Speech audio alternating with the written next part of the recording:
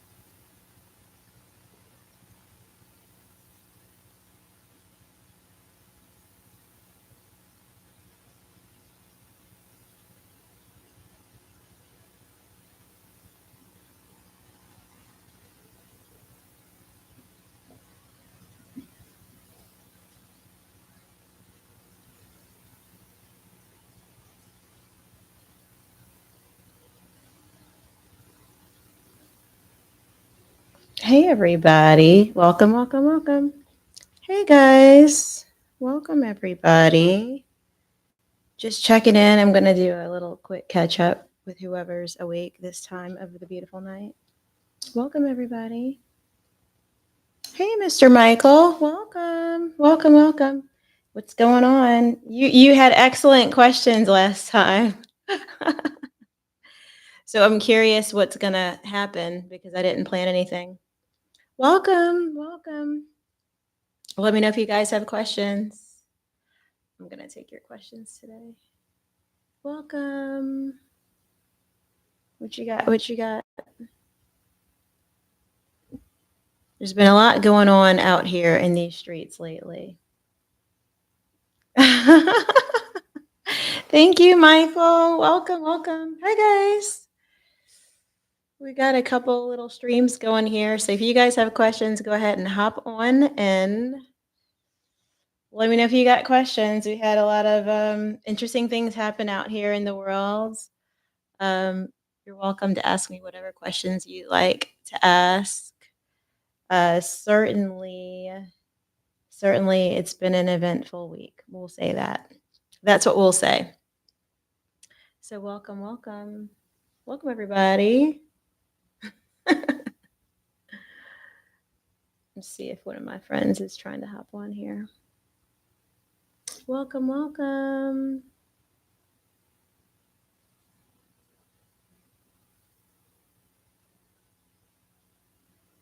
We'll see. We'll see. Welcome, everybody.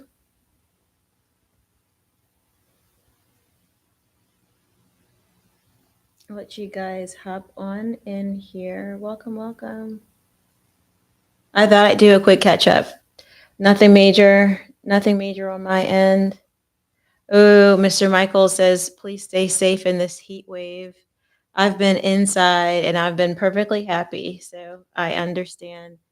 But during these major heat waves, I often wonder about the people who are not safe, people who are out on the streets, etc., not getting access to good air condition. I often wonder about them. Welcome, welcome. Sorry, I've got more than one camera, more than one video going, Michael. So I'm popping in. I'm checking on this side over here as well. So welcome everybody. Hi TikTok. Welcome you guys. Those of you guys who know my content, you guys know I do all kinds of content. So if you have a question, feel free to pop it in the chat. Mr. Michael was on last time and he had probably 10 of the best questions we've had in a while. So that's always interesting. So welcome, welcome. Oh, good old TikTok is coming in strong. So yeah.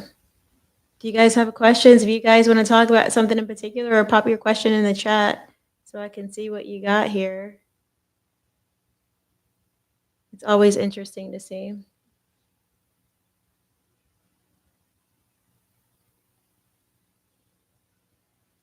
I think you guys are the early bunch. You guys are the early bunch. Catch you guys when you're starting to fall asleep. Welcome, welcome.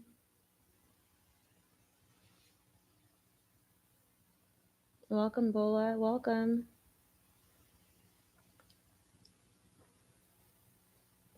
Welcome, Mr. and Mrs. TikTok over there. Welcome.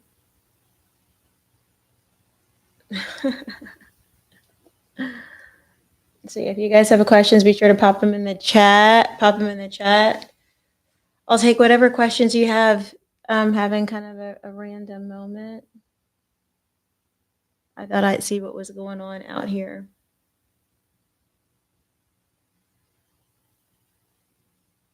Pretty quiet. What's the difference between being ready for marriage and being prepared? Is there a difference? Oof. Okay, Mr. Michael kicked off the first question of the day. So we're going to talk about marriage. We're going to start there. We're going to talk about marriage. Marriage. That's what we're talking about.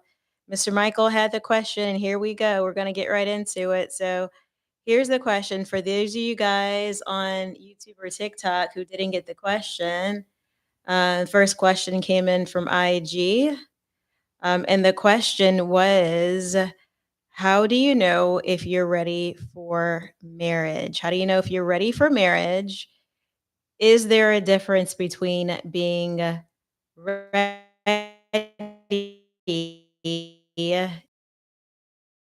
Mr. Michael says he's been watching the Popping the Balloon. I'm not familiar with the Popping the Balloon show, so I've heard a little bit about it. I know enough to be dangerous. From what I saw from like a couple of 1 second reels, it looks like there's an individual who's in the line attempting to find a partner, and there are many partners in the line attempting to find a potential forever. And it looks like if there seems to be a match, something continues. And perhaps if there's not a match, the individual pops the balloon. Did I get it right, Mr. Michael? Is that the premise of the show? Because I've never watched the show. I literally watched a 1 minute reel, and that's my level of knowledge on that popping the balloon show. And I don't even know if that's the name of it. That might just be the name that I gave it. But let me know. I got it? Okay. So a 1 minute reel does educate us. Turns out we can get educated through a 1 minute reel. Mr. Michael asked the question, how do you know if you're ready for marriage? How do you know if you're ready for marriage? And the other part of the question is there really a difference between being ready for marriage and being prepared for marriage? What is the difference? So I'm going to talk to you guys a little bit about my position on marriage, because I think there's a couple of things to consider. I think you have to consider what is the role of a husband or wife. I think that's the first question we probably should ask ourselves. What's the role of the husband or wife before we ask the question, are we ready?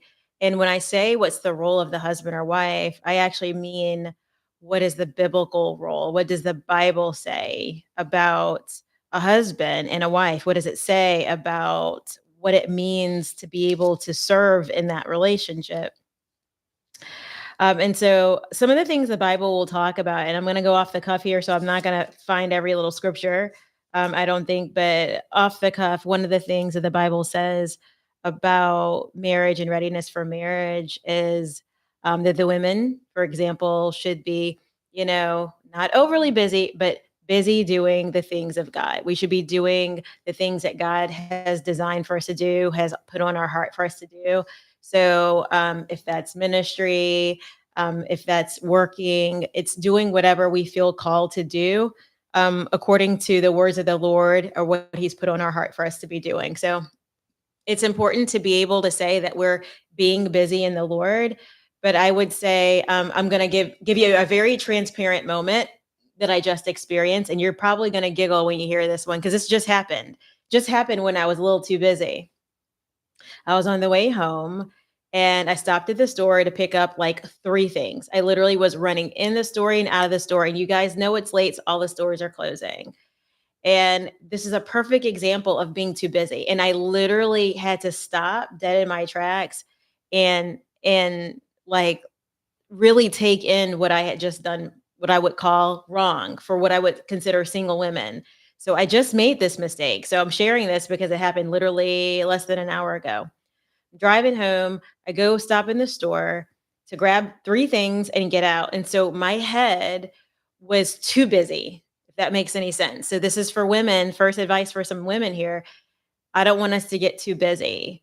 So I was too busy. I was thinking about my 3 items and getting in and out and going in and out as fast as I possibly could and exiting the store. That's what was on my mind.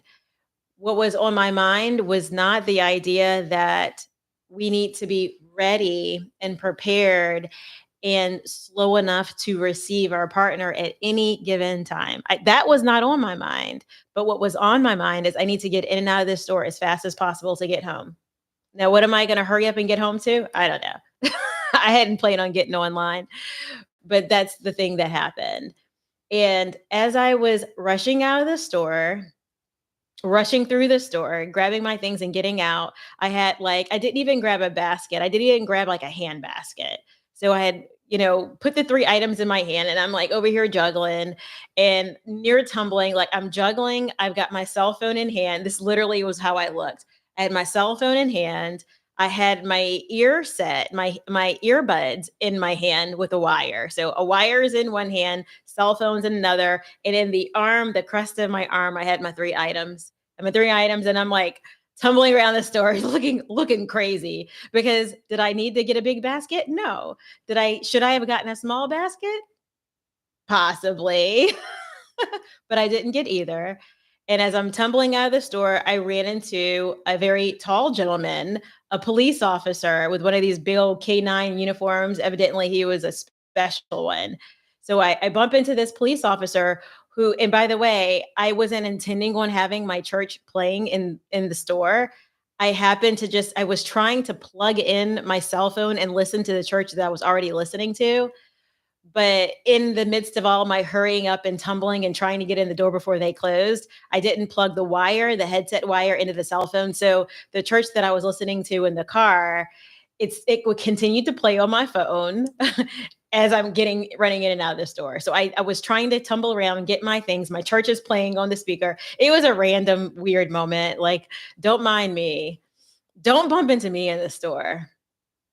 So I bumped into this very tall, attractive police officer, K9 of some sort, and he sees me tumbling around. And what's the first thing he does?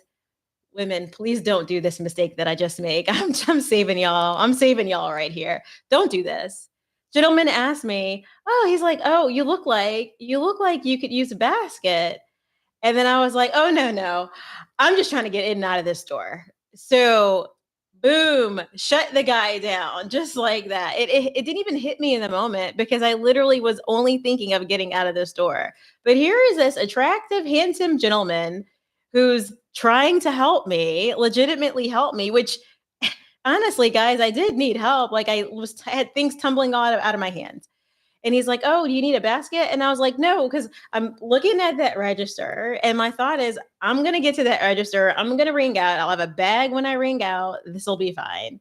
So I was like, "Oh no, I'm fine." So I rush and I get near the register. I'm behind him in the line, and I try to set my things down. So I set my things down kind of at a stand, a table. Set my couple of my three things on the table, and now I get in the back of the line behind him. So I'm behind him, and now I'm like, oh my gosh, my church is playing in the middle of the grocery store, right? And I take my earbud wire, and I'm like, okay, I can plug my thing in and just listen to my church quietly and not be like the big noisy Christian that I kind of am online. I can just be a quiet one in the store right now. And probably he may have been intrigued because you could hear that I was listening to church stuff. But y'all, that wasn't the reason that I wasn't purposely trying to play it out loud. I was just discombobulated. I plug it in, right? So I plug it in. The random. As I'm trying to plug it in, I drop the dongle for the headset. And he hurries up and reaches down to get the dongle and hands it to me. And I'm like, oh, thank you. So meanwhile, there's a gentleman on the left side working in the store who's like, okay, I'm going to open up this register. Of course, me being like in a rush, I run right around, hop in that register, ring out, and head right on out of there. And it's like as soon as I was actually walking out of the store, and by the way, as I'm ringing up, I look back and he stares at me. I stare at him, and that was our moment. That was our little random moment. And then I head out of the store. And as I'm heading out of the store, it hits me when I had the moment to have a regular conversation with a gentleman. I didn't. He was actually initiating, I didn't receive it. And as soon as I was finally settled, I threw the earbuds in my ear and then shut him off again. And then when I had a chance to hurry up and get out of there, I dipped around, got in the front of the line, took off, rang up, and was literally walking out the door when it hit me. Oh, that's somebody that I could have met. Do you guys hear what I'm saying? So what does the Bible say? What does the Bible say about being ready for marriage? Well, I think we could probably take it back to if we were to look and see what does the Bible say about how we could have done this different and better. Um, I'm going to say it is Genesis 24. If you look at Genesis 24, it shows a woman how to be ready, but not how to be so busy that you're missing out on opportunities. So I'm gonna pop in here and look at Genesis 24. And this is a story of Isaac and Rebecca. So when Abraham sends out his servant to go find a wife for his son Isaac, the servant goes out, and after some prayer, after a little pep rally at home, servant goes out and he's ready for it. He gets out there and he prays and he says that he wants to find a woman who's going to feed his animals, give him a drink, give his animals a drink, etc. So he wanted a woman who was busy. You guys see that? So busy, but not so overly busy that they're not observing what's going on in the world and responding to the instinct of a man nearby. So she's busy going out, fetching water, but not so busy that she's missing opportunities. See, this is what I did wrong about an hour ago.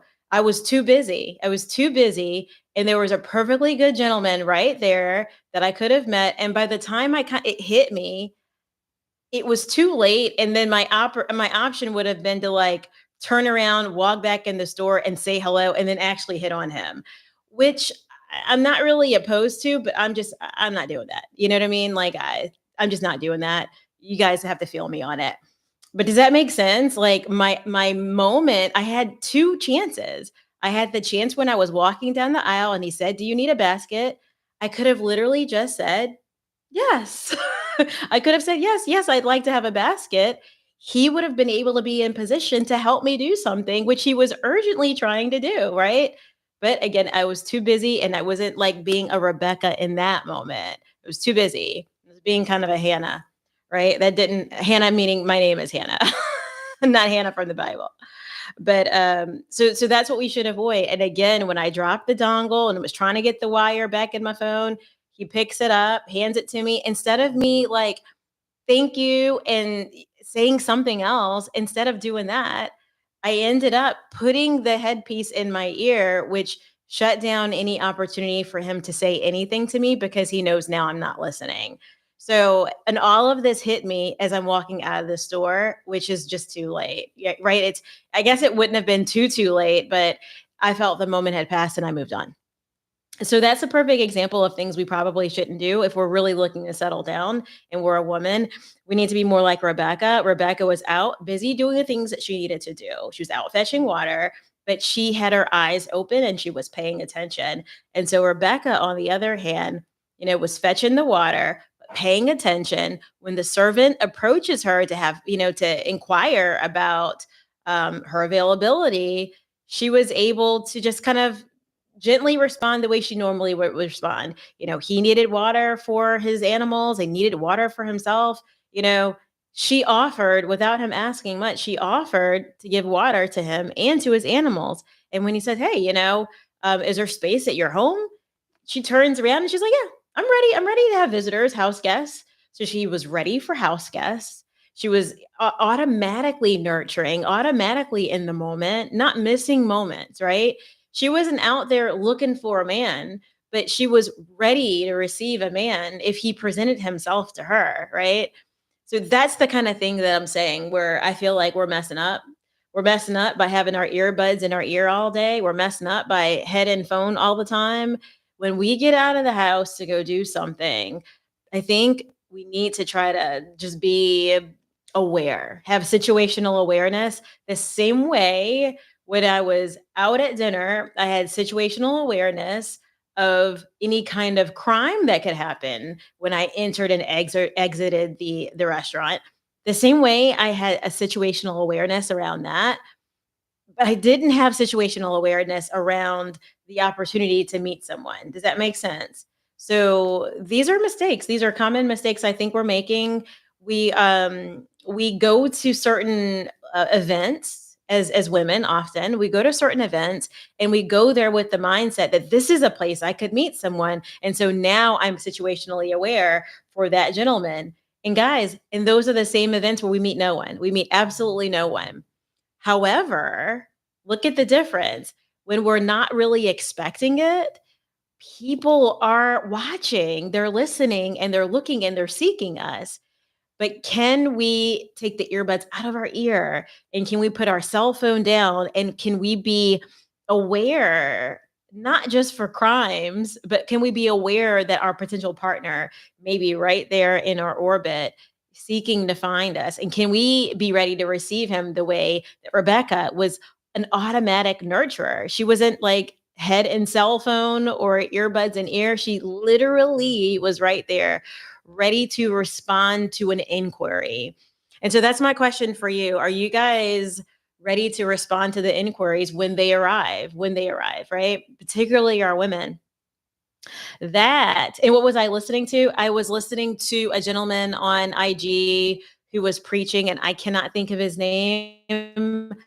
Um, Gosh, if you post a question in the chat afterwards, I'll go look up his name and find his name. I haven't been watching a lot of that lately, but it came up on my IG. He usually preaches on Sundays and whatnot, but I caught him in the middle of one of his YouTube short segments of preaching, and I wanted to catch him. He's a very young preacher. He's probably in his 20s or early 30s. Very smart guy. I think he's out in Arizona.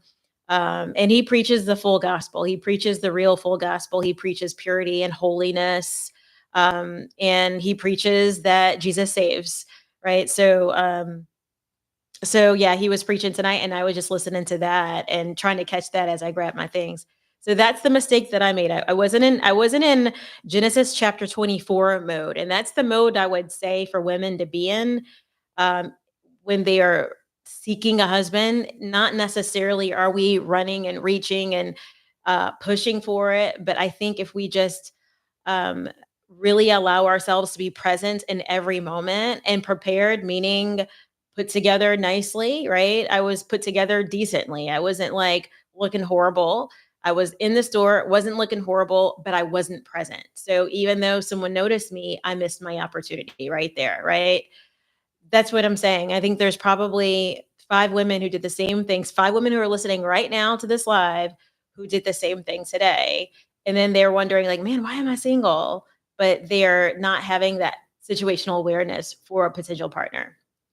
And so that's what I would say with that. So for women, being ready, being busy in the things of God, but not overly busy, ready to receive an inquiry, ready to receive it and ready to respond when the gentleman is offering assistance, even if you don't need the assistance specifically, agree and say yes and begin to start that dialogue because they're looking for opportunities to start dialogue. And either we are receiving that opportunity or we're shutting them down. It's essentially it. And when we're not ready and we're not in the frame of mind that we're getting hit on innocently, because many gentlemen will do that in a respectful way, they'll be doing it innocently. If we're not in the frame of mind that this man is, having an inquiry, trying to start a conversation, grabbing for something to be respectful, but have a beginning because they don't all want to say, wow, you're beautiful, or wow, I'm interested, or what's that you're listening to? They're looking for something to begin that conversation, to break the ice. And if we just smile and respond and slow down, it can begin to happen on its own. We don't even have to think that hard. So that's the first thing. So the question for those of you guys who are just hopping in there, we're talking about marriage. I had the question from Mr. Michael on Instagram because we've got Instagram, YouTube, and TikTok going at the moment. But and then Mr. Michael says check your DMs because there are guys in the DMs and they are interested. And I'm gonna agree with you, Mr. Michael. I feel that there's nothing wrong with finding someone in any place that you go, including your online, including your direct messages. If the direct messages are working for you, use them. There's nothing wrong with that. It's just a different way of finding Mrs. or Mr. Right. If the conversation starts in a DM and it takes off, hey, go for it. It's 2024. What's you gonna do?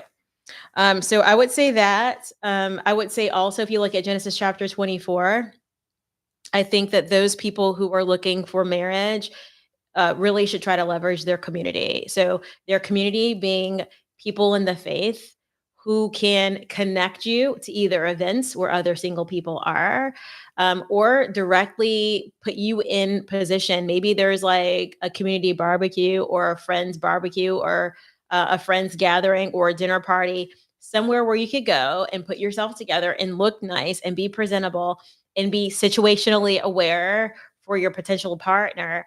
If you could just get yourself in that position to be there and that person's there and you're single and they're single, you can have an opportunity for a beginning. So that's what I would say about that. Um, I would say that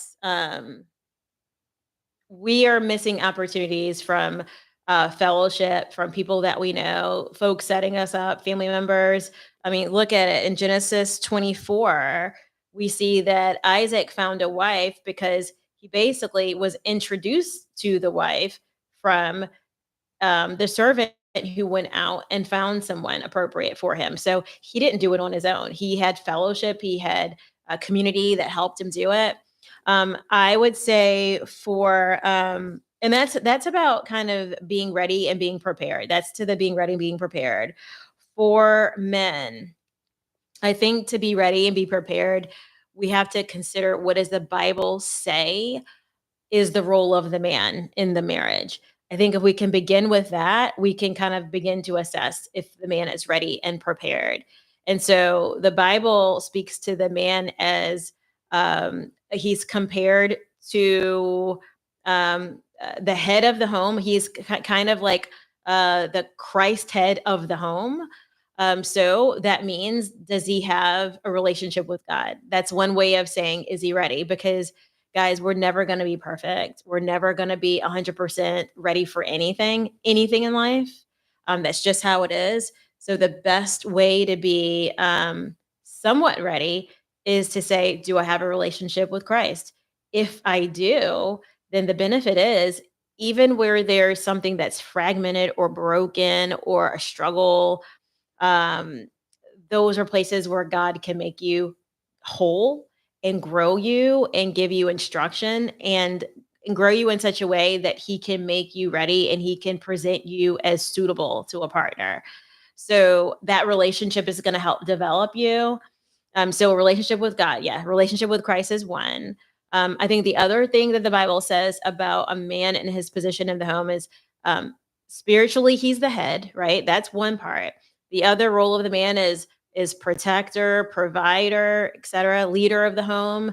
So when you're being led by Christ, you're going to automatically be able to step into a lot of the leader pieces.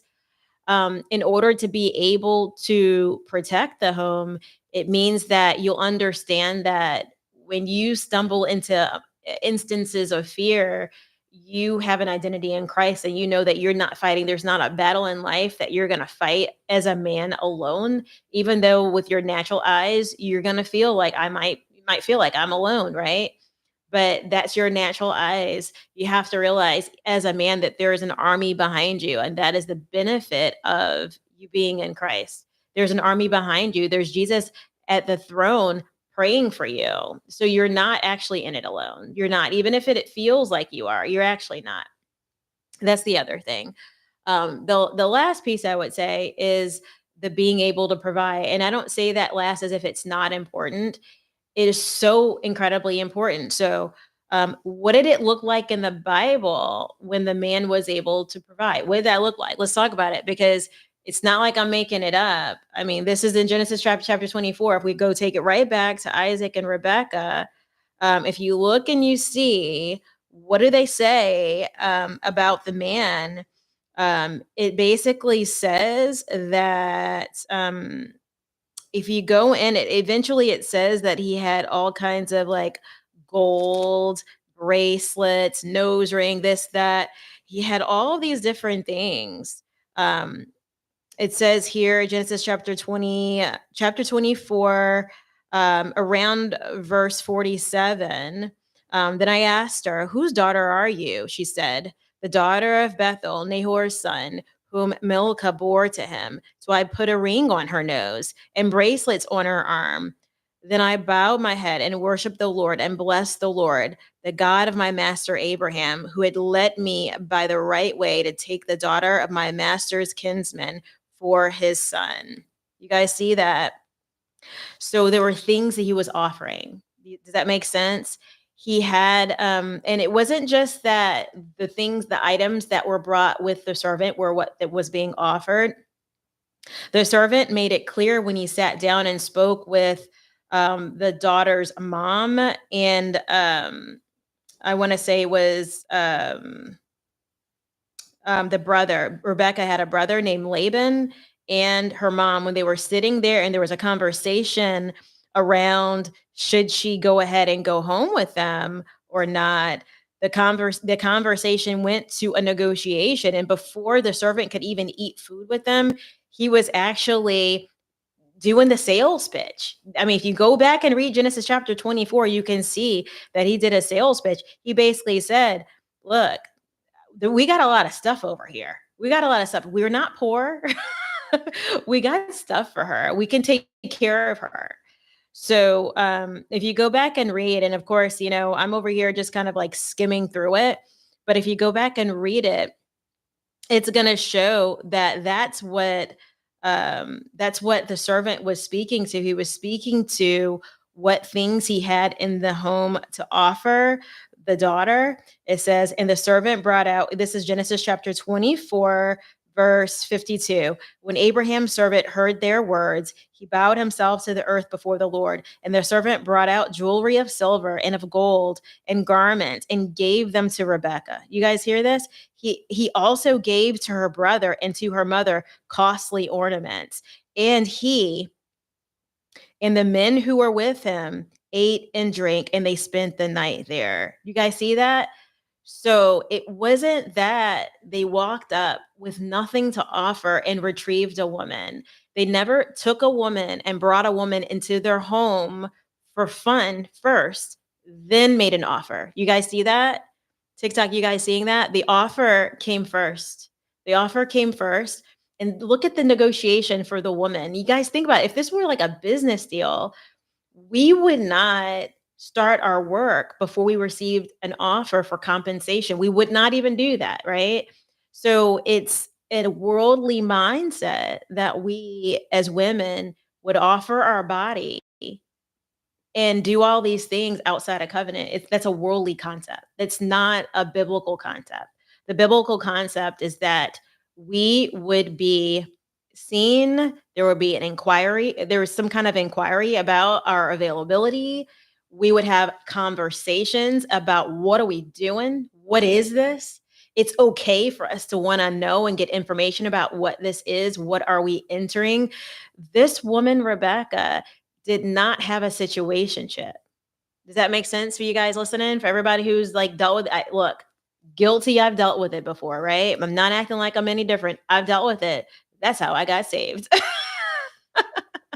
But that's what I'm saying, y'all.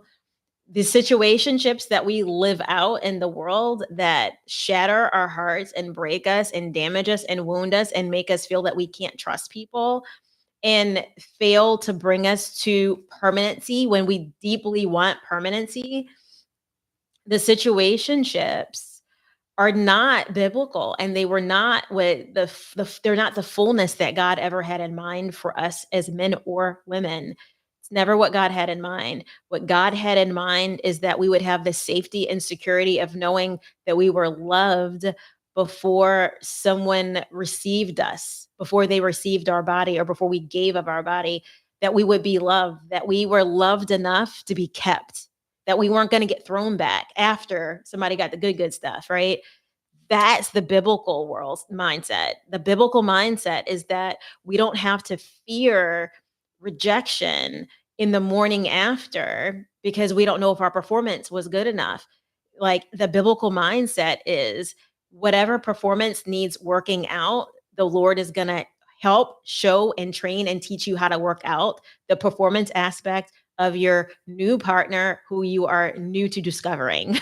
We don't have to worry about when we're driving home after the walk of shame. We're not having to worry about did I perform well enough to keep this partner who I liked so much and I wish I could have had permanently, but I was afraid to say that and I didn't negotiate well. The Bible gives us Genesis chapter 24, which says the negotiation comes first, that it's okay to know what we're doing before we do something. It's okay to know that. It's like this idea of not saying the M word, that we can't bring it up to talk about being exclusive, like can't say that. Like that being off limits is a worldly mindset that has broken a lot of hearts. It's hurt and wounded many, many people. It's brought many people to suicide, to depression. It's brought many people on their knees. Fortunately, the Lord uses it for good, and many people have gotten saved after coming to their knees, right? But I will say, it's the kind of thing that that makes us feel wounded. So when we talk about what is the ideal scenario for marriage, the ideal scenario is that you know the men are coming prepared to be able to protect, to provide something. They're coming with some level of finances together. A man does not have to be rich, but you have some level of finances together. You have something to offer the woman. You have some place to lay. She has some place to lay her head. You're offering her something. You physically can offer her something in the moment so that when she goes home with you, that she's got a guarantee that yes, you have more than that. Because that's what it says here in Genesis chapter 24. He offered her on the spot ornaments and bracelets and a nose ring and all these jewelries, offered her brother things, right? On the spot, offered things and basically mentioned this is not all that we have. We are a family that has something at home. We can actually care for her properly. And so the negotiation happened before she went home with him. Before she went home, the negotiation happened. And I'm going to tell you, the world is anti Genesis chapter 24 because the world tries to convince women that we can't understand what we're getting into before we get into it. The world tries to shape us to make us feel that asking questions is unacceptable and it makes us difficult and um, just participate, just move forward and figure it out as you go. but that's not actually what Genesis chapter 24 tells us.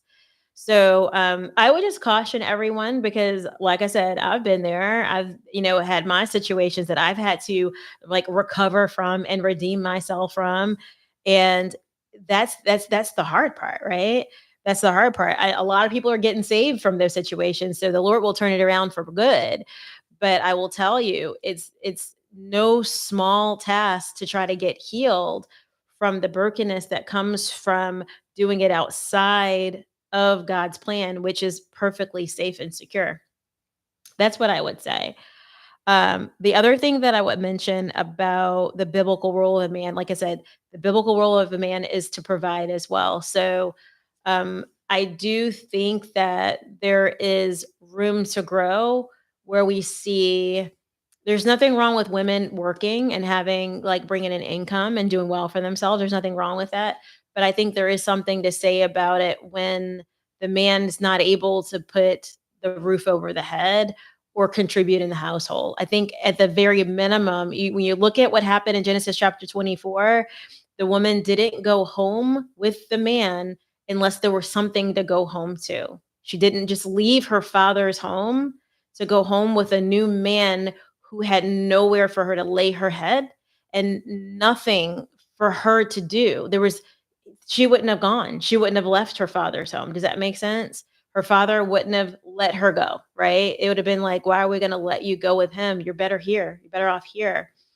I think the other part of that is the waiting game is not something that they did in the biblical time. They didn't say, "Oh, wow, I need to wait until I've traveled or partied, or dated 10 people, or slept with this number." The Bible didn't say for us to test everyone out, and that was how we got ourselves ready for the marriage. The Bible, at a certain age, when you were of age and you were fertile, you were settling down. So I think that is in the worldly mindset something that we're missing. I think in general we're waiting too long. And I think if we look back in the olden days when people got married and stayed married, a lot of them got married right after high school, and there's nothing wrong with that. I think nowadays we think, oh, wow, that's so young because, the maturity level of someone 18 on average, right? But I think that it's something that we probably need to reimagine. Like, what should it look like for someone to settle down and get married? Because I can tell you at 18, what most are doing, not all, a lot of them, I wouldn't even say most, I will say a lot of people at 18 are considering it normal behavior to casually date. That's become normal. I will say that. Casual dating with no intention of settling down has been very normalized as and accepted as a practice between 18 and 32, I will say. It's become, and you guys think about that, between 18 and 32, the world says casual dating with no intention, meaning no plan specifically for marriage, just checking people out. That's become normalized between 18 and 32. And there are serious repercussions to participating in the worldly pathway to settling down. So in the biblical time, if you were 18, you were probably already had a baby by then. You probably were married, had yourself one, maybe two kids by then at 18. Now we fast forward to 2024 at 18, people are, just beginning their dating journey. Maybe they started at 16, maybe they started at 18, maybe they started younger than that. But the mindset has been casual. It was never that, okay, I want to keep this person forever. I want to get to know them so that's to see if I could keep them forever. The mindset has become, I would like to get to know them to see what I like, to see if I like, to try it out. Kind of like the whole Baskin Robbins effect, right? That's become the mindset. And that's actually rather dangerous. I will say it's dangerous for women on one hand, and it's dangerous for men as well. It's dangerous for women because on the side of women, I don't make the rules, guys. when you're 18 to 25, those are some valuable years. Ask the men who are 40 who are looking for someone to date. Ask the men who are 45 and 50 looking for someone to date. When you've got a woman who's 18 to 25, guess what? 18 to 25-year-old woman can easily date someone her age. But guess what? 18 to 25-year-old woman can easily date someone who's 28 to 32. Guess what? 18 to 25-year-old woman can easily date someone who's 40 years old. Guess what? 18 to 25-year-old woman can easily date somebody who's 50 or 55, y'all. This is what I'm saying. And this is the world's not going to tell you this truth. They're not going to tell you. But that frame, that space of time, 18 to 25, is such a crucial time for a woman because her fertility is strong. Fertility is going strong. So if she's interested in having a family, these are ideal times for settling down and procreating. This is an eventful time in her fertility where it's going to probably be easy for her to likely reproduce on a timely, on a timely frequency, in a way that's going to be, useful to most men who are seeking marriage. That's one.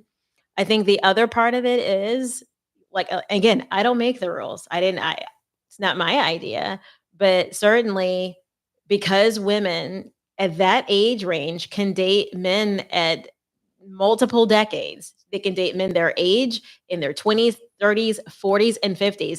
They tend to do that. And when men are getting ready to settle down, I can't tell you how often they dip into the lower age range to grab someone and settle down. I can't tell you how often they do it. They don't always do it, but they do it often enough. Often enough that I can see that trend. And I would say that for women, it becomes a little more tricky to settle down. Not saying it's impossible, it's certainly possible, but certainly considering if you're 32, guess what you have now? You're working against your fertility slowing down. The world doesn't want to tell you that, but you're working against your fertility slowing down, which is problem number one. Not saying it's stopped, but certainly for many people, it's beginning to slow down. And we're also working against the competition factor that when you're 32, you're not 25. So you're not 25 and you're mature, and that's a good thing, right? You're more mentally ready for marriage. You're more sure. You understand what's good and bad. You've got that comparison going. But on the opposite side of it, now when you get ready to get in that dating pool to date and you're dating, guess what? Guess what the 32-year-old woman doesn't have access to as often? She doesn't have access to the men that are 20 to 30 in general. I'm not saying that's never. I'm saying in general, those guys are now going to be outside of her ability to catch for her to receive, right? That's how it is. I don't make the rules again. So she's losing options. She's losing a decade worth of options right there. And now she's 32 and the fertility is starting to adjust, right?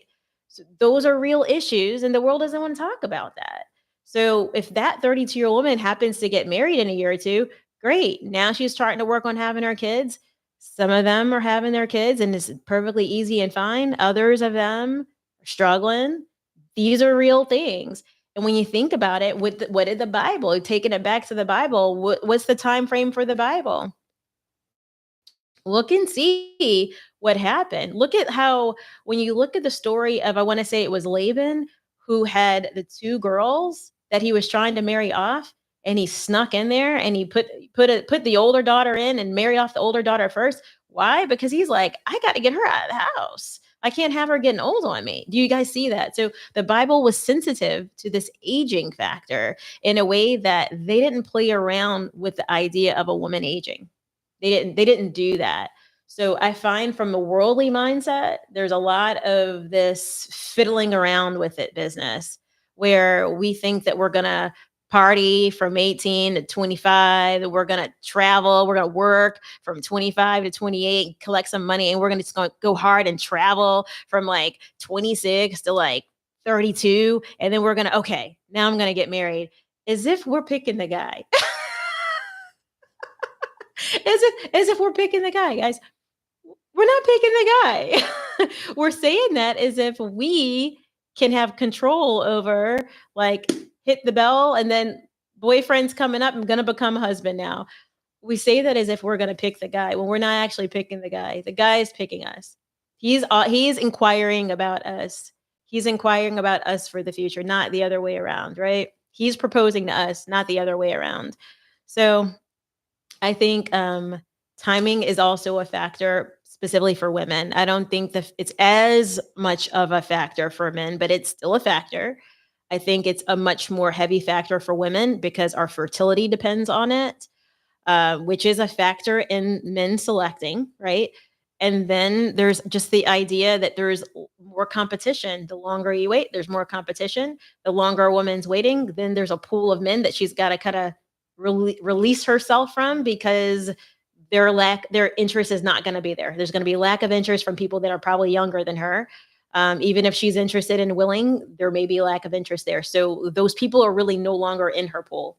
And that's the part we have to really consider is as we get older, there's a SWAT of people that are no longer in our pool. And then we're dating what's left out of the candidates because there are candidates who are marrying out and then there's what's left in the pool. There's other people marrying out and that's what's left in the pool. And then a few are coming back in through their divorces. Few are coming back in, but those who are coming back in may not be ready to get married again, or they're not positioned well financially to get married again. Now they don't have the things to offer this time around. They don't have anything to offer. So those become issues. So what I would say is I think people that are 18 to 25 really should be thinking about settling down and getting married. They really should be considering that. They really should be thinking about it because they don't have a lot of emotional wounds. That's number one. And lack of emotional wounds is a good thing, that being fresh and being brand new and being able to take into your marriage the least amount of baggage is a good thing. Not saying that you can't make it through it, but that's a good thing. That's a lighter weight. And it's likely that you can manage growing together because you're young and you're new and you're still nimble. Whereas I'll tell you, at 45, it's a lot harder to flex, just adjust things. It's just harder. You gotten used to I've been single for 20 years. I've gotten used to being single. It's hard. It's hard to partner. It's easy to be single. It's easy now. That part I got used to it. And I know a lot of people who probably think just like me. Like, oh man, I got used to being single. It's easy now. It's hard to be with somebody, but easy to be single. So we don't want that to start to take shape. Where I remember when it was easy to be with someone and hard to be single. Now it's easy to be single. And that's a problem if you absolutely want to get married in the future. So I think for the men, we have to think about the biblical role. Think about like the role of overseer over a family, right? Like in some respect, the man is the spiritual head of the home. So he needs to be ready to be an overseer spiritually for the home. So I can't say how important it is when we think about men. When we think about an intruder coming in the home, we often think about making sure we have our guns blazing, we're ready in case someone is a physical intruder. But we need to remember that as soon as we get married, there will likely be a spiritual intruder of some kind, be it man or woman trying to come against the marriage. It could be just spiritual attacks. It could be childhood related things that are coming back and bring the marriage to its knees. A lot of people struggle with intimacy from their childhood issues that suddenly show up. Those childhood issues never seem to show up when we're single and casually dating and fooling around with situationships. But as soon as we get in covenant, you see how those childhood issues rear their ugly head and and and start to disable the relationship in different ways. That happens to people, and that is nothing but an attack from the enemy. I'm going to tell you, because when you're single and you're fornicating and you're in sin, the devil's loving it. He's not going to put an attack to try to stop you from that. But wait till you get in covenant. The minute you get in covenant, the devil is going to be coming, bringing up things from your past, bringing up all these soul ties or things from your past or childhood trauma, bringing up relationships that didn't work, that are kind of just feeding in and kind of trying to destroy your marriage, trying to confuse you with priorities, trying to make the woman think that her friends are more important than her husband, or trying to make the man think that they're outside and things that are, idolatrous things are more important than the wife. You know, those are attacks on the marriage. Actually, they are full on attacks. So, there are those aspects, and I would say there's this imbalance now of, there's the feminism, which is it's important for women to be able nowadays to, vote, educate themselves, feed themselves, survive, right? But there needs to be this balance of being able to, like, lean into your femininity, which I think in, our need to, vote, educate, feed ourselves, etc., grow, as an independent woman, we have those things together. But when it becomes an idol, right? When we start to take our identity and place our identity in being a career woman, right? I think that's different from using your career to feed yourself and shelter yourself and provide for yourself. I think when your career becomes your identity, and when someone says, tell me about yourself, and the first thought is you begin to give your job description or your title, or, those kinds of things. I think we're looking at our career becoming an idol, and idolatry, and the pride that comes with that. It can destroy a woman's ability to, be nurturing in a marriage relationship. It can destroy that. It can destroy it before it even begins. It can make us less, desirable. The same way I was in the store and I didn't need anything, that made me less desirable in the moment, right? Like, somebody was looking to help me do something and I was like, "Oh, I got it." You know, that's what I mean. That's an automatic reaction now that women have to actually fight. We've got to fight off this independence that we picked up from Eve. We've got to fight that off and pray through that piece where we're so independent that we're not situationally aware to receive our husbands, or we're not able to maintain the good relationships that God has given us, because we are gravitating toward, I can do that. I can do that too. I can do that for myself. So it's a balance. It's a balance of us women letting go of some of that authority that we naturally had to have in order to survive for so many years, and it's the balance of the men stepping into holding more weight, the weight that, to be quite honest with you, a lot of us don't really want to carry anyway. We don't like to say it out loud, but no, we don't want to carry all that weight. It's too heavy.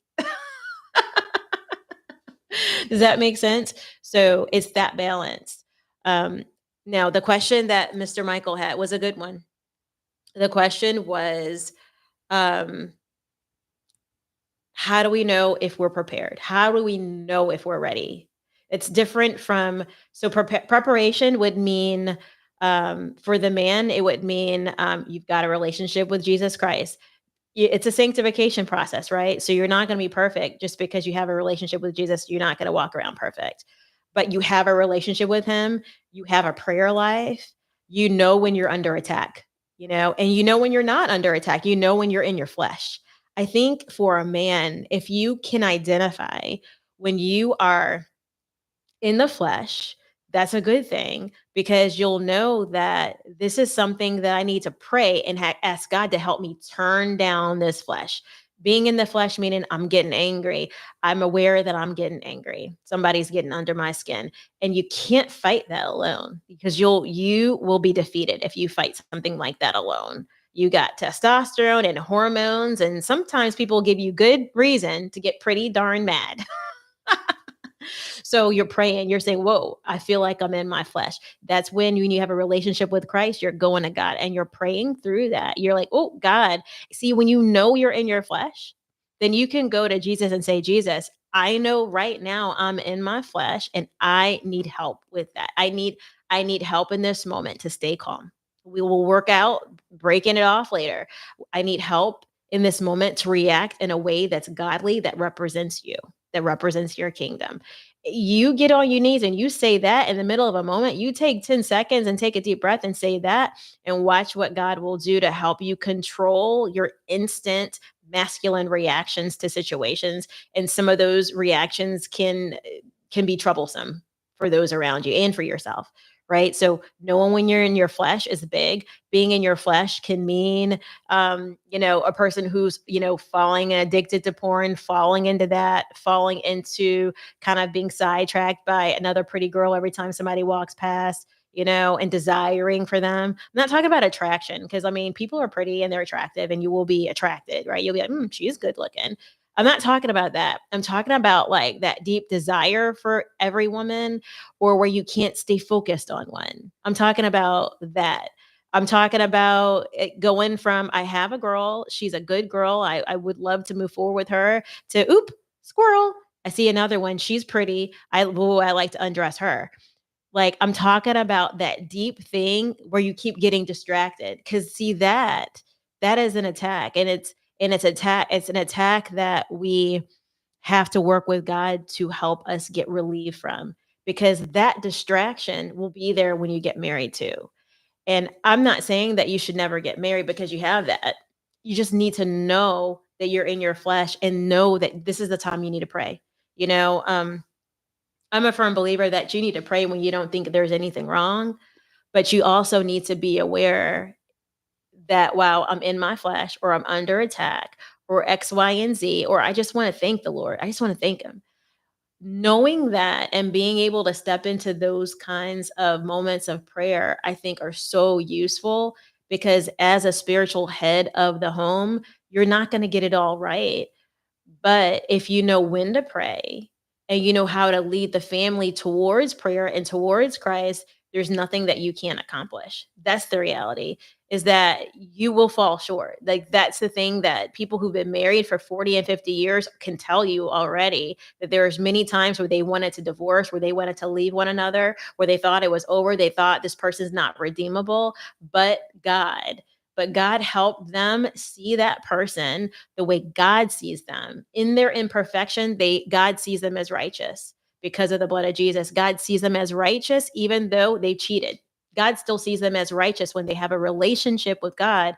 God sees them declared as righteous, holy, and pure despite their errors because of what Jesus did on the cross. That's how God sees them. You guys see that? So God does not see us with the smut covered all over us because of our ridiculous level of wickedness and sin. He does not see us that way. He keeps taking us back because of that good old blood of Jesus. That's why.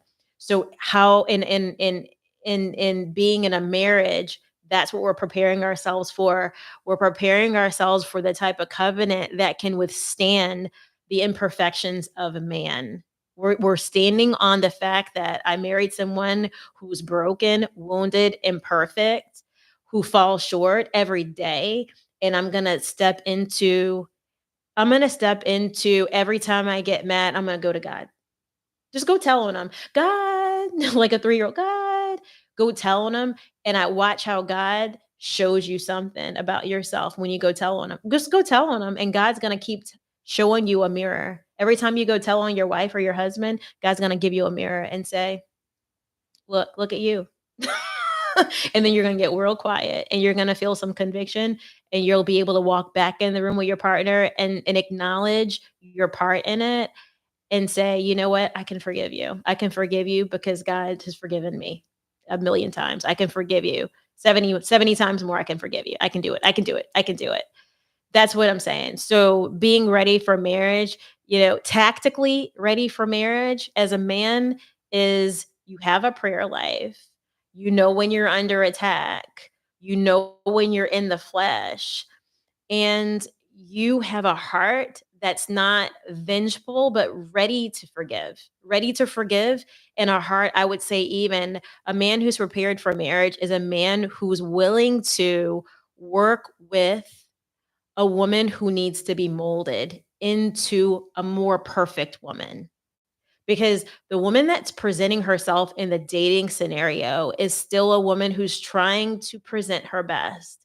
But inside of that shell, there is a woman who's been through things and has been wounded by the world. Maybe she's been wounded through childhood trauma. Likely she has. If she hasn't, don't forget, like 1 in 4 women has been sexually assaulted. So likely, if she didn't have childhood trauma, likely she's been sexually assaulted. And she may not have told you that. we don't walk around talking about all the times that we've been sexually assaulted. Trust me, I have been. So there have been women out there that have been sexually assaulted. So they're not going to tell you that. They're not going to tell you that they've been sexually assaulted multiple times and that they've got what feels like a little PTSD that they work through from time to time that percolates up. But being the man means being that place of safety and security that you can be nimble and flexible when she has a moment where something pops into her mind and she hasn't gotten it captive yet. You're being gentle with her in those moments because you're anticipating that as a woman, that's likely happened. Even if she hasn't told you that that's likely happened, that she's had an incident where she was afraid for her health or her life or her well being. And that was at the hand of a man who should have been there to protect her versus hurt her and wound her. But being able to like, "Oh, you're thank you, Mr. Michael." But being able as a man to, step into that and be like, "Wow, you know what? I'm going to protect her. I'm gonna anticipate that this is a moment where it seems like she needs protection." That's what I mean. I mean stuff like that. So, I'm talking about this from the perspective of, anticipating a woman having some level of brokenness inside of there and being ready to receive her and give her the kind of comfort that makes her want to open up, it makes her want to share again. Because it's probably going to be kind of an unraveling over many years that, at some point, a couple of years down the road, she'll be like, oh, this happened, or, this happened to me, or this makes me feel this way, and how you receive that matters. And vice versa. I think women have to also remember that many men have been victims of something. It could be aggression, it could be assault, it could be child molestation. These things are happening nowadays because women have become independent and aggressive, even towards young children that are male, and the world has told them that whatever bad things that are happening or have happened, that they may or should have enjoyed that. And so there are a lot of men who've been victimized quietly and been told that this is normal and that you should like it. And there are wounds there that they haven't processed, they haven't sought help on, they haven't healed from. And it starts to percolate up in the marriage itself. So for women, when they're seeing that the man's been through that, it's just super duper important that we think about the women who've come to us in those moments, and we are as gentle and nurturing towards our men as we were towards women who were victimized. And we kind of take that off and think about, wow, this is like, think of a small boy who's been through something but just has big muscles and he got taller. Inside of that wounded man is still the small child who got muscles. He's still in that moment when he's sharing that softness, that difficulty. He is that 3 or 5 or 7-year-old child who's wounded. He's that person when he's sharing about his difficulty.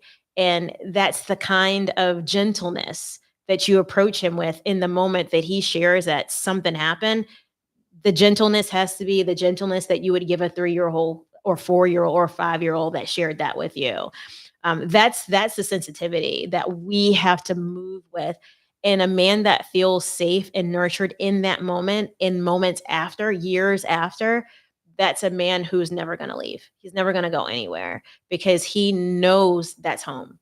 He knows it's home, even if you make a mistake and you fall short, but he knows that that nurturing nature, that safe place where the worst of the worst he can say, and you're still going to love and be there and care. When he knows that that's a safe place, he's not going anywhere. He's staying there. He's in for life. He's doing life with you. Does that make sense? Uh,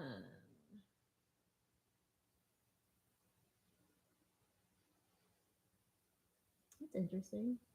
TikTok does weird stuff. After a certain amount of time, it just goes off. So yeah, sorry if I lost my TikTok people.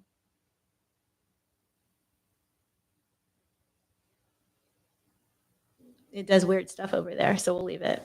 But yeah, so today we were talking about marriage. We were talking about being prepared for marriage and if we are ready for marriage. We were talking about that. So I hope that answered your question, Mr. Michael. I mean, I will say this, when it comes down to the issues of the practical things, like the practical side of the fact that we have a battle with like lust, sexual morality, like these are real battles that happen to men and women both, right? We're talking about the practical side of what happens. I would say, hey Robin, I think that might be Robin from my old Facebook. If that's you, hey Robin. Um, I would say the practical side of the fact that there is a battle against sexual immorality, pornography, lust, all those things.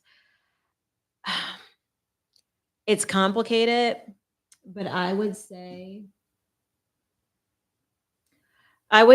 that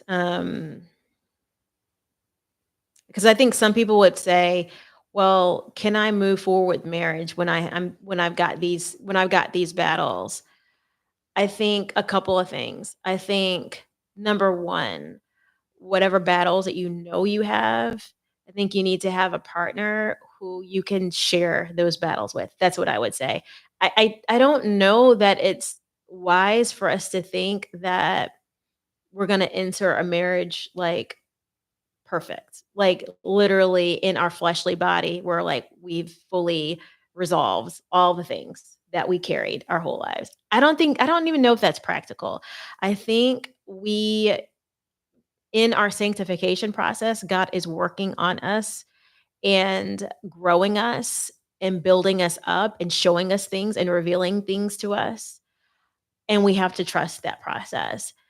I don't necessarily think that should hinder us from being able to settle down and get married, but I do think that the honorable thing to do is if you have a struggle, if you're struggling in with porn, lust, masturbation, whatever it is. I don't know what it is. Like whatever a guy or a woman, could be a woman, right?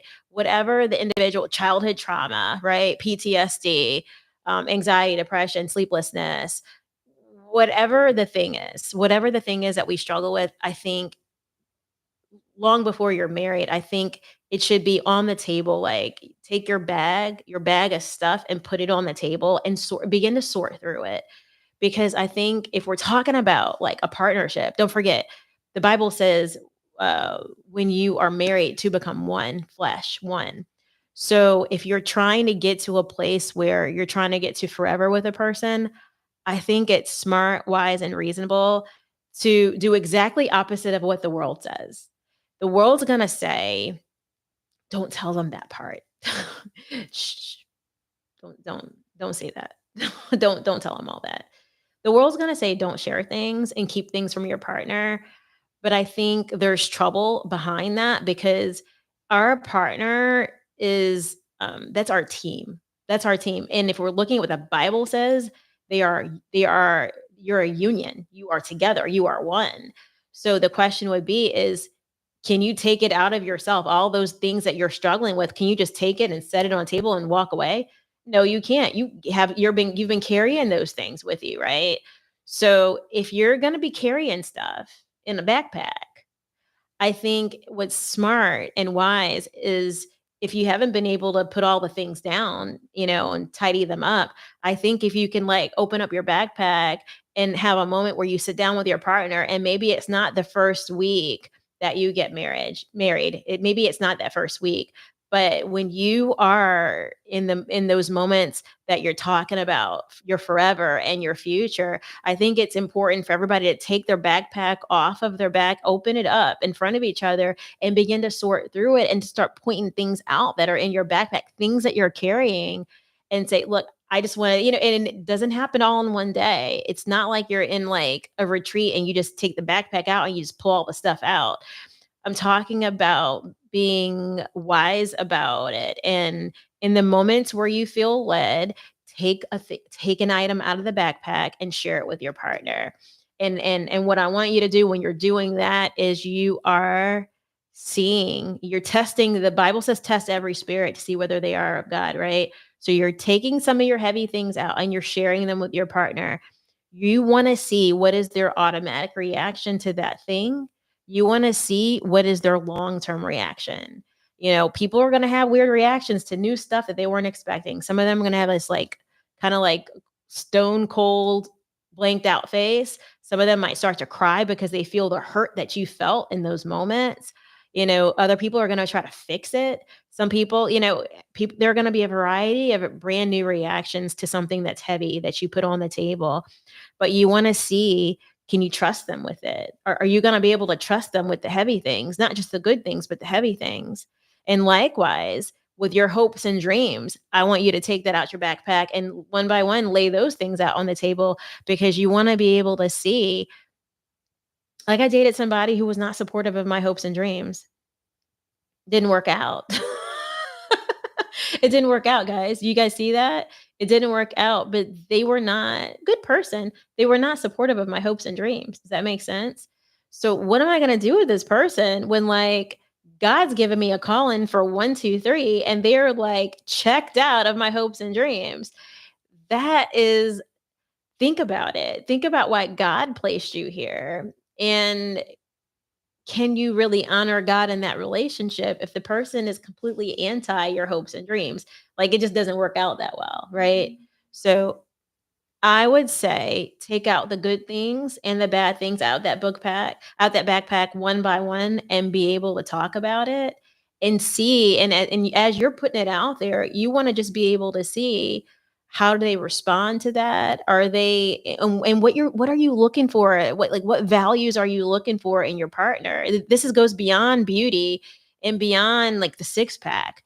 This goes into when you're having a moment where you come home and you need somebody, or you're in a hospital and you're sick and you need somebody, you're trying to figure out like where are they today and how are they going to grow into it. So their immediate reaction, maybe that's how they respond to a crisis or immediate things, but that doesn't mean they'll always respond that way. And it doesn't mean that they won't grow into being able to respond in ways that are useful to you as well. So, over time, share like, um, when I give you something that's heavy, this is something that I might need when I give you something that's heavy, sometimes I just want you to listen. And sometimes, and you might say, I want your ideas of how to fix it. You put something out there and maybe you say, I'm going to put this out here, not for us to solve today, just because I want you to know, I think it's an important thing for you to know. We can try to solve for it a different year. That might be helpful, particularly if you're dating somebody who's a fixer. If they like to fix things and resolve things, then it's hard for them when you put something on their plate, but you're telling them don't fix it, but you haven't given them that information. So I think it's important to give information and say what you want someone to do with it. Hey, I just want to share this. This is not like, I don't think we need to take an action on it. I just want to share it and I want to put it out there because I want you to know me more. I want you to get a sense for the hardships so that it's something that maybe in the future, we would have better connectivity, or maybe you'd be able to help me in the future.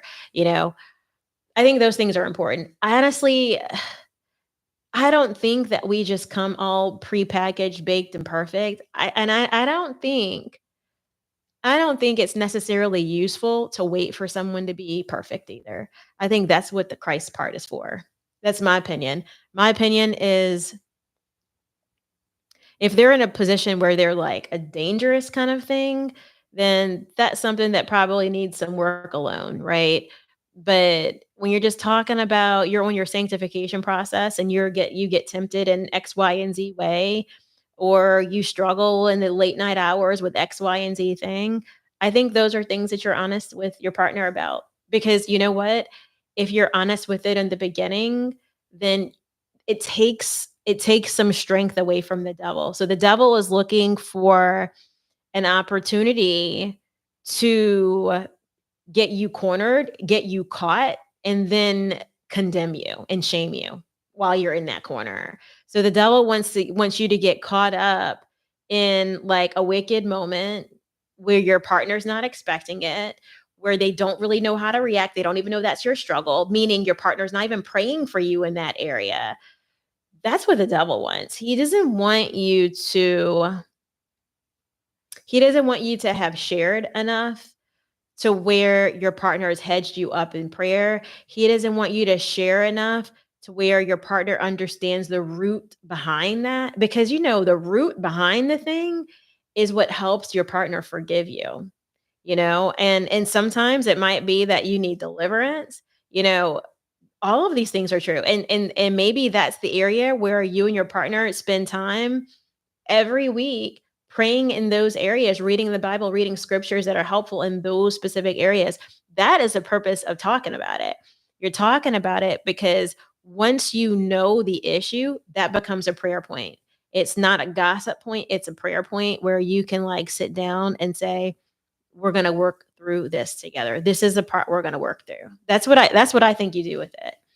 Um that's what I think you can do with it. I think it's useful to do that. I'm not one who thinks people need to be perfect when they get married. I actually don't think, because no matter how good you think you are, that's your perception. You probably still need a lot of work. That's how I see myself. No matter how good you think you are, you might think you're pretty good, but your partner hasn't been with you from the beginning. So for your lifespan, you may have come a long way and you're pretty good as far as your perception, but your partner only has been there for the last few years, so they're still adjusting to all these things that you are still holding on to or still dealing with. They're still adjusting. So to their eyes, you're not perfect. So I don't think you should wait on getting married because you're not perfect. I think where you're imperfect, you put it on the table, you pray about it, you seek God on it regularly, and your marriage begins to hedge you up in a way that you didn't have protection as a single person. So it becomes another iron fence for the devil to have to penetrate in order to get to you. So that's a value, right? So if you were single, you're just struggling with those same things all by yourself, and without a prayer circle, without a Bible study group, without a church fellowship, without godly friends, then you're just out there fighting and swinging, you and Jesus, right? But you don't have like that community. But the marriage actually gives you a built-in community. So I would say put it out there on the table, and I would say still get married. I would say still get married. I think it comes down to what happens is when it's on the table, and it's on the table long before you decide to propose, and it's on the table long before the woman says yes, everybody's aware of the issues, and it becomes more real, if that makes any sense. Everything becomes more real. And I think also the devil likes to work in the darkness. He doesn't want to work in the light. He wants to be able to sneak, hide, and deceive. And the Bible actually talks about the fact that we should confess our sins to one another. It goes back to that. So when I say confessing your sins or confessing your issues or the difficulties, the things that you have on your back, when we're putting that stuff from your book sack on the table for your partner, when you're doing that, it's taking an opportunity away from the devil to use what he usually uses against you to get you cornered. By you putting it on the table, you're taking it out of the darkness. And A, it makes you more accountable, but B, it there's something that's going to happen with your partner that it's going to A, help you know if it's the right person. And you need to know that. You need to know, is this a person who can do life with you given your backpack? It's as simple as that, because you're not perfect. You're taking that backpack in that marriage. I mean, wouldn't it be nice if we could all like walk down the aisle, take our backpack off, put it outside the church, walk down the aisle, and leave it out there? Would be nice. That's not how it works. Absolutely not how it works. So, that's what I think. Welcome, welcome. But yeah, that's what I think. So for those of you guys who hopped in there, we were talking about marriage tonight, and we were talking about being ready for marriage, and like the difference between like being prepared and actually being ready. So I think in the simplest of terms, as a woman, if you understand the role biblically of a woman, which is to be able to be the helper, that's the biblical role of the woman. is not to head the household, but to be the helper for the household. So as a woman, if you know that, and that's true whether you are of childbearing age or not. If you're not of childbearing age, you can still be a helper to the household. Um, but knowing that your role is to help but not lead, that's important because if you understand your role, then in the dating perspective, the woman needs to assess for whether she's stepping outside of her biblical role, yes or no. And that's what I would say to women. Like, this is a serious thing. When you, in the dating aspect, find yourself in the position where you start to lead, y'all, Imma tell you, 10 times out of 10, it's not gonna work. When you find yourself, it's not because it can't work for a short time. It can work for a short period of time where the woman is leading and the man is following because at least you got, like, 2 opposing things, right? It can work for a short period of time, but you have to look at what the Bible says about each person's role, and it is it's off. It's lopsided, it's not biblical. So if the woman is leading in every aspect, and that doesn't mean that we can't lead in some aspects. Like, when you guys sit down and have your relationship talks, you can sit down and talk about, well, maybe the man's not good with paying the bills on time, but he's good at bringing the money in. He may say, I delegate you to, type in the bills and I'll just bring the money in, put it in the bank. That's perfectly fine. That's still being a helper. That makes sense. That's being a helper. What I'm saying is when the woman begins to actually head the household, and she can figure that out from dating, y'all. You can figure it out when, perfect example, you go to the grocery store and you're always pulling out your credit card, paying for the groceries, and your man's standing right there and letting you do it. You're getting out of your role right there. There you go, right there.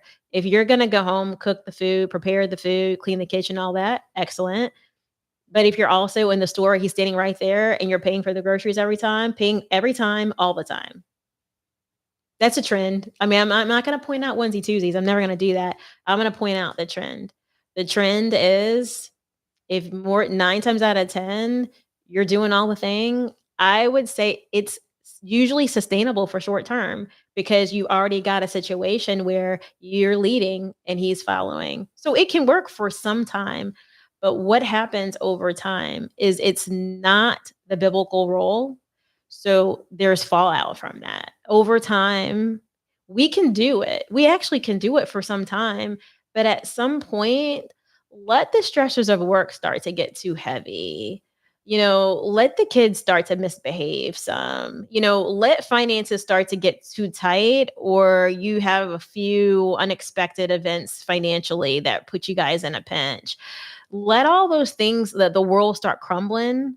The world as it's comfortable today. Let the world that's comfortable today crumble, and you get like a 30K bill in the mail that has to come through and you're over here trying to make it. Just, your finances are pushing everything forward.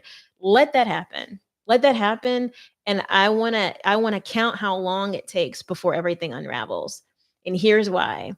It's because once you have that weight, it's not the everyday, oh, okay, everything's going. It's when that weight actually shows up, that real weight that women are not meant to bear. Biblically, we're not meant to bear it. We can do for some time. Anybody can do anything for a few years. And that's not a question. I'm talking about when what hits the ceiling. I'm talking about when it hits the ceiling and you're like, I need help. I need help. I need somebody to get up in here and jam with me.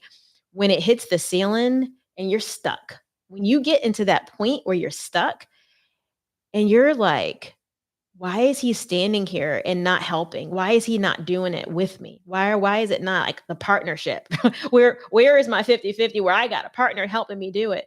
When you get to that point where it is tense because you are cornered and you don't have what you need, then you are instantly going to feel like I need someone to help me. Like I need someone to be covering me. When I say help, I mean, that's when you're, even if you never felt it for 5 years or 7, It is when what hits the ceiling and you look up and you're like, I need a covering. I need something.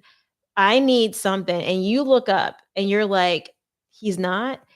I'm telling you, after 5 or 7 years, that relationship has gotten steady state with the way that it is.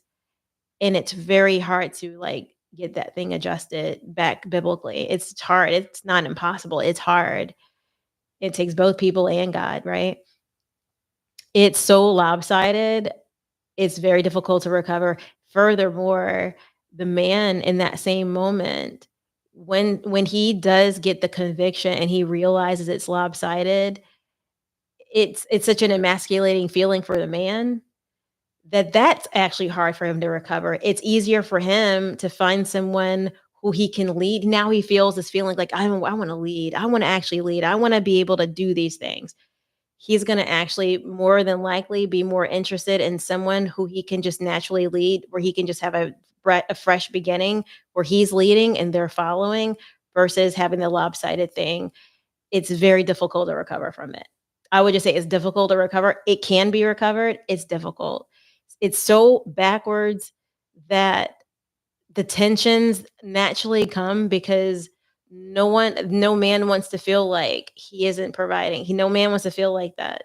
And then the woman doesn't want to feel the weight of the world all the time. She can manage it to some extent, but when everything hits the ceiling, and then she's been dealing with it, what feels like on her own, that resentfulness can start to build up, and that nurturing thing starts to dwindle. And see, that is the light in the home. The light that's in the home is that nurturing part that that woman is providing. And under the weight of the world stress, it dampens that nurturing light. That's what happens. And when that light is gone, the man is beginning to seek outside. It just happens because it's out of God's order. That's why. That's why. So I would say it's and watch who the guy goes to get. He finds someone who does less, has less because she's in her femininity, because he needs someone in the home that's the light, because that builds him up. That's what it's doing. Um, Mr. Michael says he's thinking of the episode of Sister Sister when you take care of the egg and I'll bring home the bacon. Yep, yep, yep. I see you guys. I see you guys. So yeah, that's what I mean. Leslie says a man needs to lead the way, period. No female should be in her masculine in a relationship.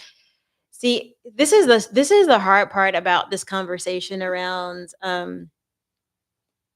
being in the woman being in her femininity versus the man being in his masculine role. The tough part about what I see with this conversation is I often will see the world will start talking about how the males are only looking for women to be in their femininity, right?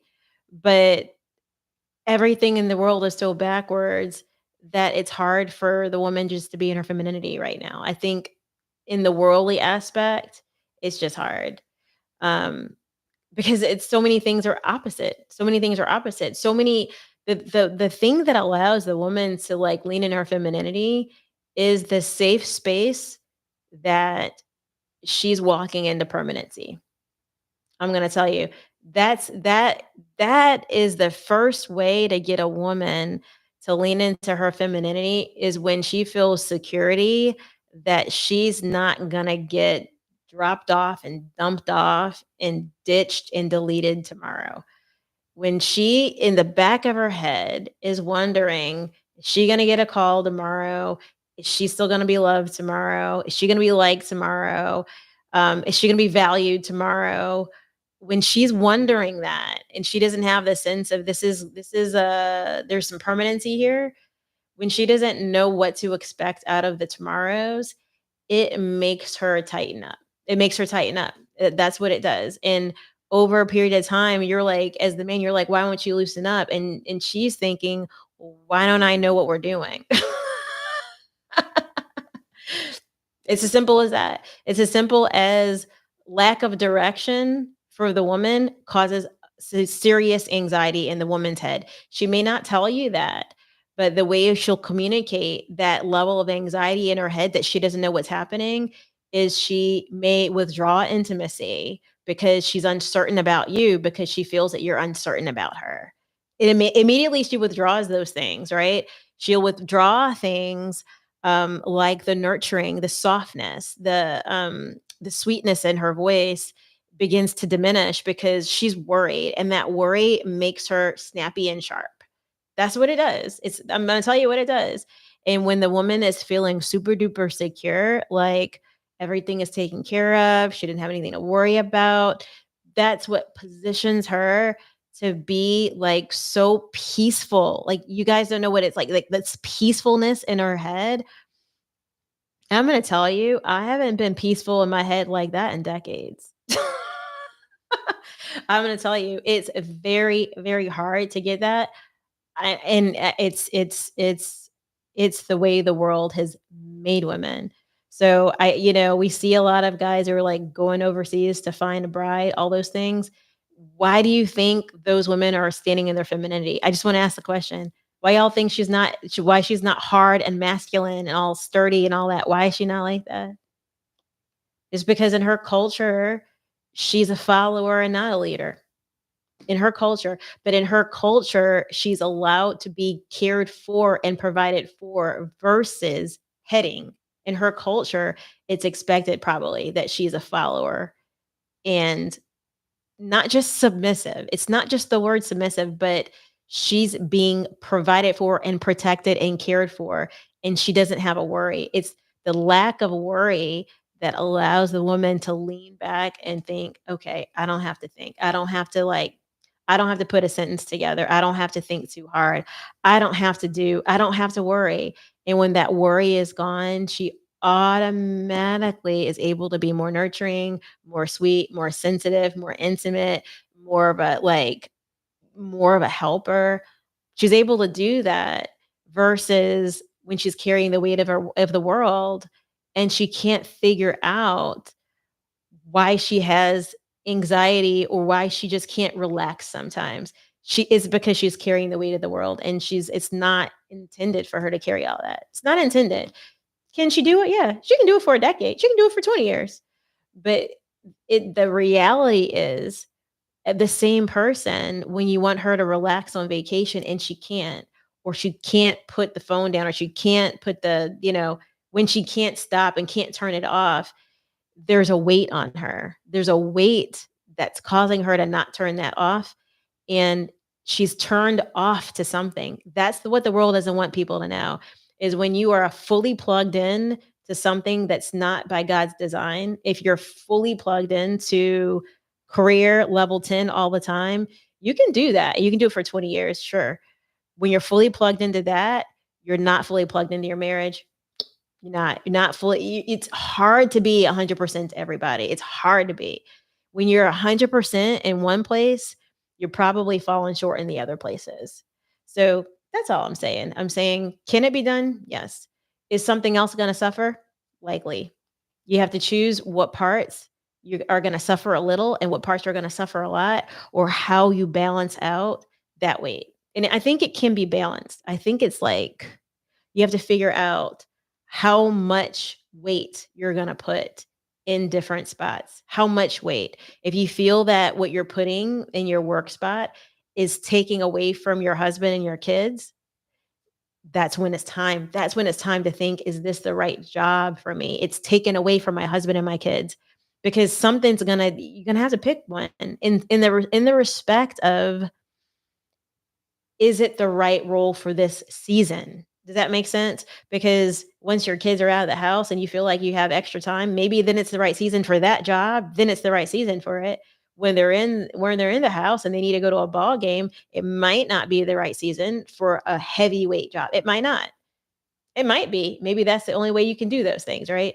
But I would say that's something to think about really carefully because those are the years you're not going to end up getting back. And, I think if you ask some of the women who did really, really well for themselves, but they missed out on some of the critical moments, they're going to look back and say, you know what? I wish I made a lot of money, but I wish I'd have taken 40K less and had, 100 more moments.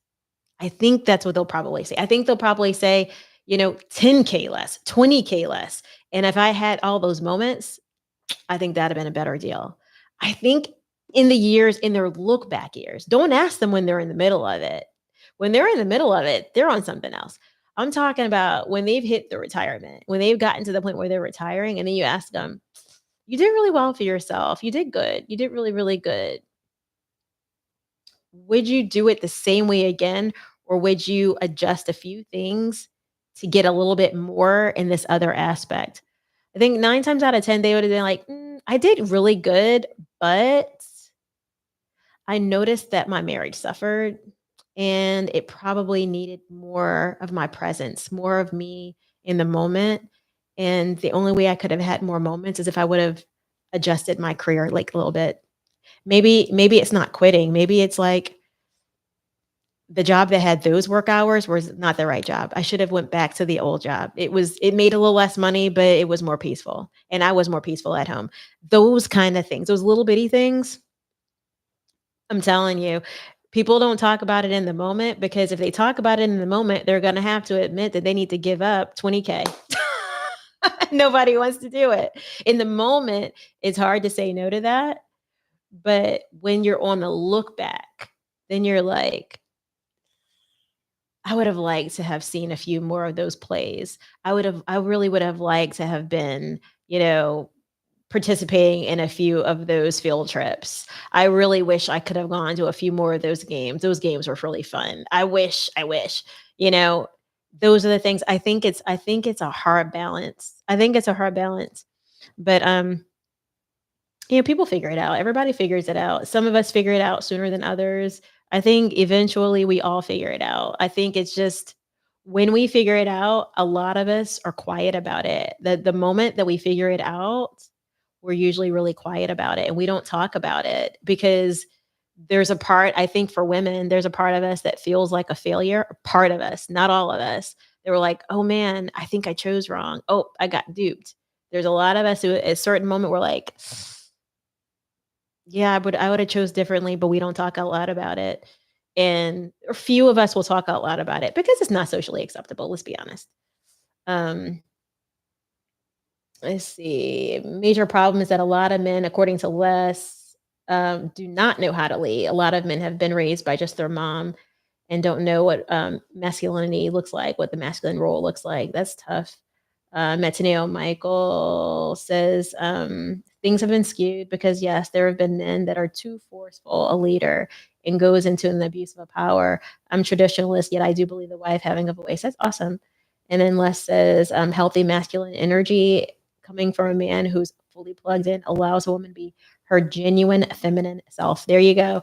Yeah, and Michael, you're right. Like the way a lot of this came about, when you look back a couple of generations now, unfortunately now it's a couple of generations since women had liberation, what you'll see happen is when men were given the full power and you saw a few of the men or a trend of some of those men abusing their power, it made women feel trapped in what God had designed to be good. That is the problem with the abuse of power, and that's not biblical. So the Bible actually says the husband is to be, quote, understanding of the wife, quote. That's not me, that's the Bible. So physical abuse, emotional abuse, abuse of power, that's not acceptable. It's not even biblical. But it is, if you look at what God designed, He gave dominion over the animals to man and woman. So God had designed us as a union to becoming one flesh, a partnership. But there will be a natural final decision maker. And I think that the way that will work is the woman has the leverage in terms of influence. Just one person makes the final decision for the family. It's just what it is. That being said, when the woman is a strong person of influence and she puts out all of the information and says, this is what I think and this is why, I'll let you sleep on it. When that man is in a position where he trusts, honors, respects, and he's thinking about the long-term things plus what she said, and he sleeps on it, you know, a strong man who is led by God and not led by his flesh. Remember that? Not led by his flesh, but led by God. When he goes and lays down to sleep on a big decision and he takes what his wife has given as influence and he's receiving that. And then he prays about it and he's led by God, there's no way he can make an error. So even if he goes and says, "You know what, wife, I don't think we should do that, but I've been praying about it and I heard what you said and, you know, I've taken another couple weeks to think about it and I prayed about it and this is where I landed." You know, you've got and that's where the wife is praying for the husband. She knows he's got a difficult decision to make. You know, she's praying that God's speaking to him. That's why it's a value add when the guy understands his flesh. He knows when he's making a decision that's just um, a wicked heart wants decision, or an angry heart is responding, or a hurt, wounded heart is doing because of. That's why I said it's important to understand where you're wounded and if you're wounded. Um, it's important to understand that because once you know that, you know when you're being led by that and being pulled and dragged by that versus being led by Christ. So when you get down and you pray and you see God on it, he's going to reveal to you when you are being led astray or you're being led by impatience. Think about the fruits of the spirit, Galatians chapter 5 versus the fruit of versus the spirit of God. If you go to Galatians chapter 5, it's going to tell you when you're dealing with the fruit of the spirit and when you're not. And when you are led by the flesh and then making decisions out of that, ultimately um ultimately that's going to have you on a wrong path. That's what I would say. So that's why I say it's important to understand when you're in the flesh. It's not because you can't redeem yourself from it. It's because a lot of the trouble that you find yourself in is a byproduct of entering the flesh, not knowing it, and not praying your way through it. Like if you are not aware that that is your flesh and you think you're just right, then you're never going to try to get right because your head is thinking what your wicked heart thinks. So it's knowing that you're in your flesh. Once you know that, you're in a lot better shape. Yeah, so when you're looking at that, it says here, the works of the flesh are evident in Galatians chapter 5 verse 19. Works of the flesh are evident: sexual immorality, impurity, sensuality, idolatry, sorcery, enmity, strife, jealousy, fits of anger, rivalries, dissensions, divisions, envy, drunkenness, orgies, and things like these. So, those are the things that make you in the flesh. So, when a man is led by his flesh and making decisions, he can't make a right decision. So, that's what I'm saying. When he knows he's into your flesh. It is about when you feel that you're there, it's definitely my flesh. The sooner you can identify that about it, the sooner you can exit being in your flesh. It's the sooner you can do it. It's really hard to do it when you confuse your flesh for that's the direction you need to go. So if you're feeling angry and you feel to like take your fist and throw your fist and you think that's the right thing to do, but you're not realizing that it's coming from a place that's just angry. You cannot react in anger. Even if you're angry, you can't react in anger.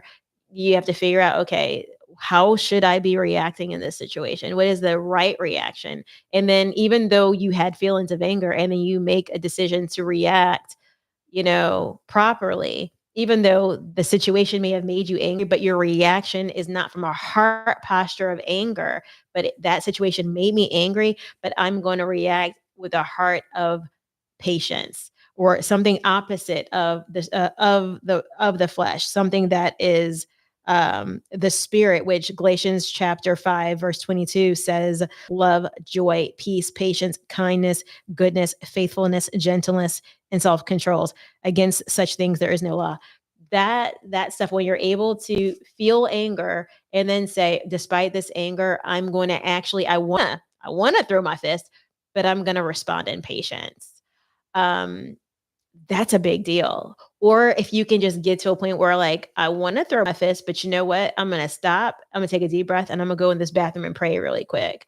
Because that's how I've learned to respond to my flesh, is like, you know what? Let me go pray really quick. I'm going to need that. I'm going to need that to get through this moment. That's what I would say. Um, those are the things I think, Michael, that make the man ready for marriage. I don't think it's about being perfect, because we never will be. So there's this idea I feel the world tries to tell us to wait and wait and wait and wait on marriage. And I am not convinced that that's wise, because we're never perfect. We're never going to be perfect. So I almost feel like we're still in a fleshly body, right? So I think what's more important is for us to be honest about where we are in our head, where our heart is moving, um, and not be deceived by it, but be honest about, okay, I'm doing this. Might be a good thing that you're doing. Let's say you're giving to the homeless, but if you're giving to the homeless, but you want to be seen as rescuing someone, or saving them or something, even something that you're doing that's good, if it's done with the wrong heart posture, then it's still not good. It's actually not good. It's wicked. It's wicked. So that's what I think the men need to have, is um, the sense of understanding the heart posture of what they're doing. And when they have that spiritual maturity, even if their wife is less spiritually mature, she will grow in that area. And so that's the thing. It would be really, really nice if we saw many of the men settling down also spiritually mature. I don't see a lot of that. I don't see a lot of it. And when I say spiritually mature, I mean a relationship with Christ. I mean stopping in the midst of things, praying just because, worshiping and thanking God just because. I mean that. I don't mean like perfect obedience, because I don't know. I've grown in my faith a lot. I was having one of these conversations with my sister in Christ, probably, I can't remember, a couple of days ago, and we were discussing legalism in the faith versus just living. We were discussing that. And we were talking about this idea of grace, and you guys know greasy grace and all that, like just doing whatever you want. And that's why I'm so big now on heart posture, because I think you can be doing everything right and God's looking at you like you got three heads. And I think you could be doing everything wrong and God is looking at you like you are still my child, right? I think it all comes in with heart posture. I think when you are struggling and you are reaching for God and you are trying to rise to your personal best, I think God's loving that you're trying, even if you're trying and failing. I think He's loving that you're trying, you're shooting for that. I think He's loving that your heart wants to do good things and do righteous things. I think He's loving that even when you fail. I think when you fall and it is out of pure rebellion, like you know better, you know what God wants, you know what He expects, but then you are just, I don't wanna do that, and you guys know the difference. The difference is kind of like when you were a kid and, like, you know, you were asked to clean up your bedroom or something, right? And the difference is, like, the day that you woke up and you were rushing and you just forgot to make your bed. You just forget, like, whatever, and you come back and your mom's like, "You didn't make your bed." And you're like, "Oh my god, I forgot." I totally meant to do that. I really, really did mean to do that. You guys see the difference in the heart posture, versus the other kid who is getting ready and they nothing no, nothing particularly went wrong. They had time to make their bed. They looked at that bed and they're like, "Psh, I'm not making that bed. She can make that bed herself. If she wants it made, she can make it herself." You guys see the difference? Both kids go to school, both kids come home, and both kids have a mom that's like, "Why is your bed not made?" Right? One situation, the kid's heart was like, I forgot to make my bed or I didn't make it. Oh my gosh, mom, I'm so sorry. I really didn't intend to forget and I'll do better. I'll do better. And I did not actually, and it slipped my mind. I actually intended to make it. It slipped. I don't even know what happened, you know, and I want to do better. I want to do better. I'll make it. I promise you, I'm going to do right. I'm going to really pull it together and I'll try not to let this happen again. I will really try versus the kid who did make the bed and came home and was flipped. When they looked at that bed before they left, they rolled their eyes like, I'm not doing that. She can make that. She can make her own bed. She bought it. She can make it. You guys see the difference? It's the wickedness of the heart. God is looking at that. So I am so glad that I like grew up out of legalism because I understand that heart is what I apply to every kind of sin, every kind, every level. I don't care if it's murder. I apply that to every kind and level of sin. And then I think to myself, where was my heart in that? And sometimes even the good things, where was my heart in that? Where was my heart in that? Was that did I have really, really pure intentions? Because I look real clean with that, but did I have pure intentions or no? I like to think through that because there's something about it that I don't know. There's just something about it, where I think, when people sit down and they look at all the mistakes they make, just if you were to tally them up every day, man, we go to bed feeling condemned, ashamed, and just rotten. Every single day, we never feel like good about ourselves. But God, you know what I mean? Like we can sit down with our list of like rotten things and we could just say to ourselves, but God covered it and I'm so grateful. And that heart of I'm so grateful. He covered it. And not like the kid that's like, you better cover it. You better make that bed. Better make that bed. I'm not gonna make it. Yeah, I want my bed made when I come home. Look at the difference. Look at the difference in the heart of the rebellious heart that's hardened, that cannot appreciate the goodness of the mom who made the bed versus the heart of someone who's so gracious. Like, oh, my mom made my bed. Thank you. Thank you so much. Like, you did so good for me. Like, there's a difference in the heart. And so only God knows the heart. But yeah, I mean, what I would say is I've graduated out of legalism. I think I think it depends on, the style of the pastor and preachers that you follow, whether you've really even fall into legalism, but, I'm not saying that the pastors that I followed in the beginning were bad. I just understand, um I have more spiritual maturity now. I have enough to know that it's gonna take a lot for us to go from that wicked to the level of perfect that we need, but by the strength of Jesus, we can keep on getting up and trying, and I know it's more about the heart than it is about the work, and thankfully, we're saved. Thankfully, we're saved, and our heart wants to do good because we're saved. Because we're saved, we wanna do good.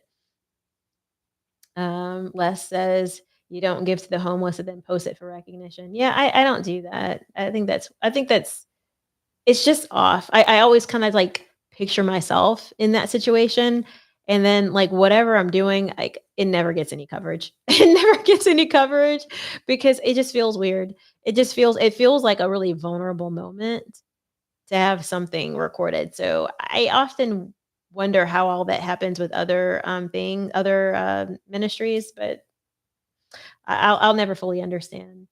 Um, so Michael says we can't be perfect. I will say at least the sexual immaturity struggle should be healed first, though. You know what's interesting?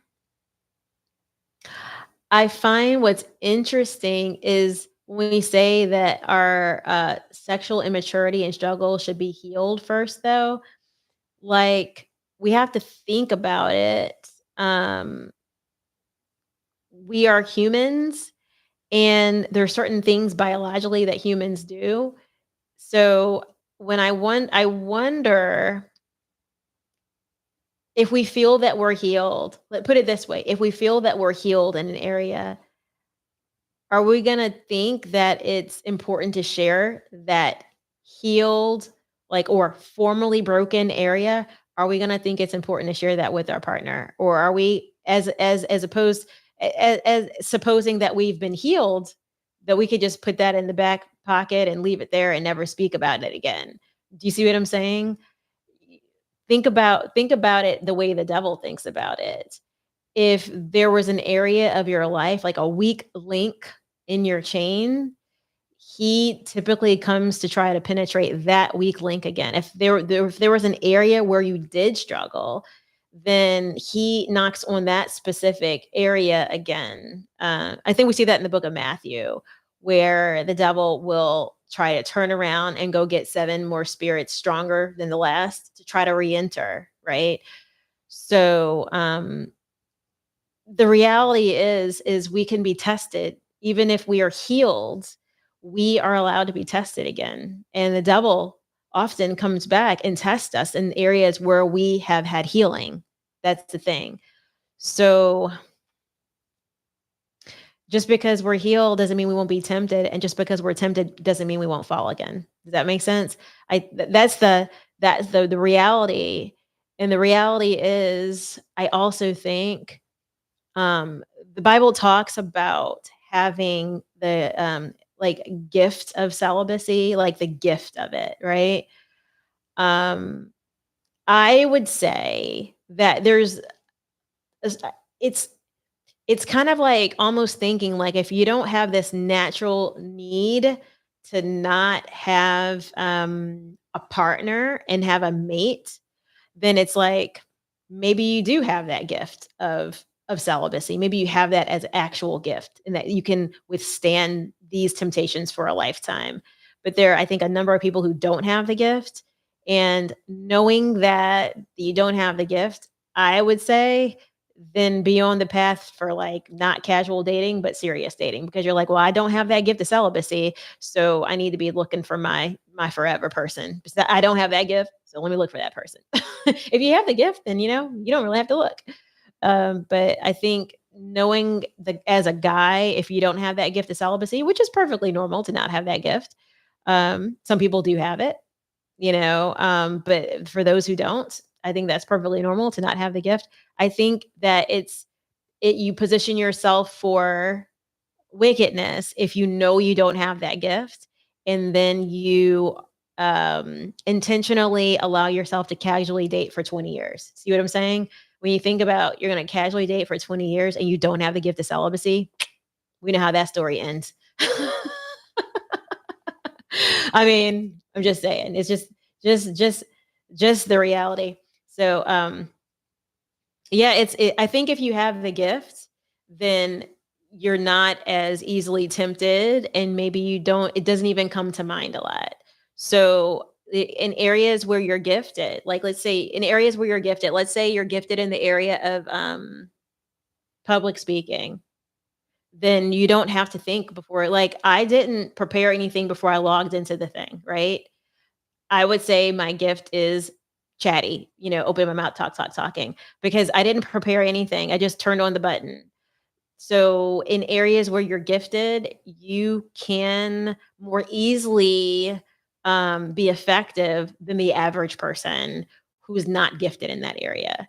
I think that's how you would know. It's more easy for you. Maybe either you feel less tempted or you just have strength. You have a supernatural strength, or you just do better with preparation. You do 10 times better in an area, kind of like a personal ACT test. Like maybe you didn't study, but you do score really, really well in reading comprehension, right? You just score really well in that area.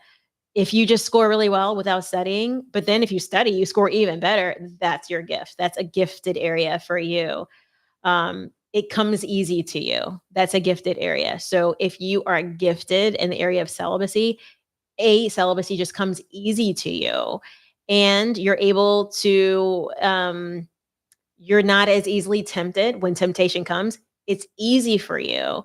And you're better at it than the average person seems to be.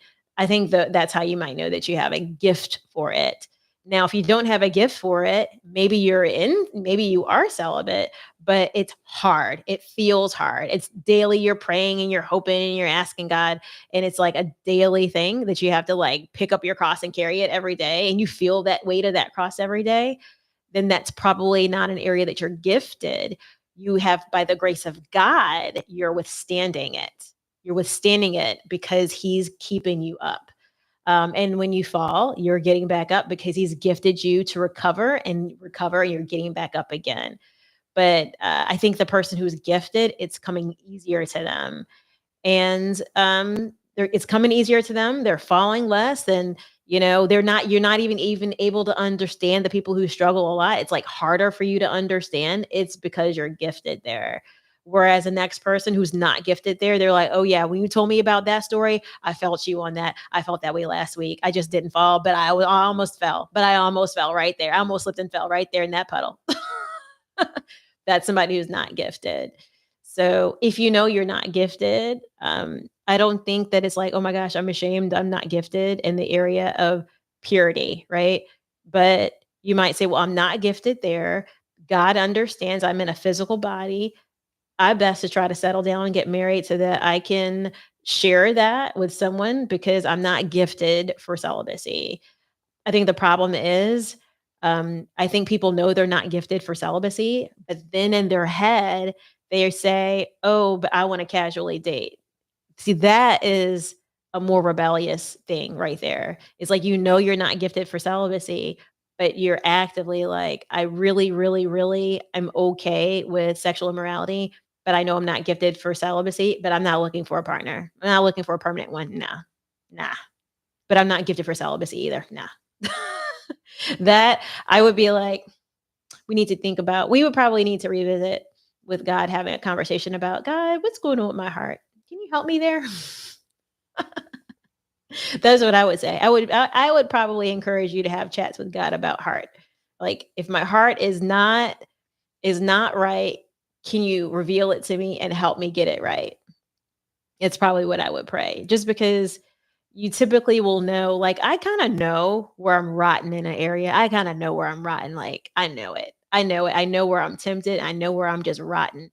I know that. And then, when your heart is for God, you're a lot of times trying to like, okay, I know this is an area where I struggle. How can I hedge myself up? Like how can I just plan to like not fall versus planning to fall? Because I think there's a big difference there even in the heart when you're like, okay, I'm not praying before this situation. I'm not planning against it in any way. As a matter of fact, I bought me a special outfit just to prepare to fall. Like, then, that's a whole nother thing. So I think that there's a difference between preparing to fall and then, oh my goodness, I fell. I think there's a difference between that and literally, I didn't plan to fall. I fell. There's a completely difference right there. So, but that being said, thank God for His grace that He is a loving, forgiving God, and that we can ask Him to help us. Like, you know what, God, you know what, I wasn't seeking You on this.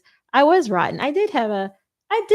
God understands that we go through these phases where we're like, you know what, I hadn't thought about it like that. I had rotten intentions from the moment one. I actually had rotten intentions. I knew exactly what I was doing. Do you know what I'm saying? God knows when we had rotten intentions from moment one, but will we admit that to ourselves? Will we actually say to ourselves, you know what? Let me roll this back. I mean, roll it back and try to think, well, did I plan to fall more than I planned to stay strong? Did I plan to fall more? And then when you walk it back, you're like, actually, yeah, I was planning to fall. I was kind of having some wicked intent there. He knows our heart. So that's the thing about it. When you think about it, knowing that God knows our heart and then knowing, can you even imagine? Just think about that. Like think that's a wild thought. Imagine if the person you loved like could read your heart and your mind. Could read it. Like, you couldn't lie, you couldn't hide, you couldn't, like, play games, you couldn't deceive them. Like, no matter what you said, how good you acted out with them. Imagine if your partner could, like, actually, read your mind. Like, read your mind and understand your heart. Like, if you were, like, faking it all, they knew it. They literally knew it, and they could, like, see it on a typewriter going across your brain cells. What if they could see that?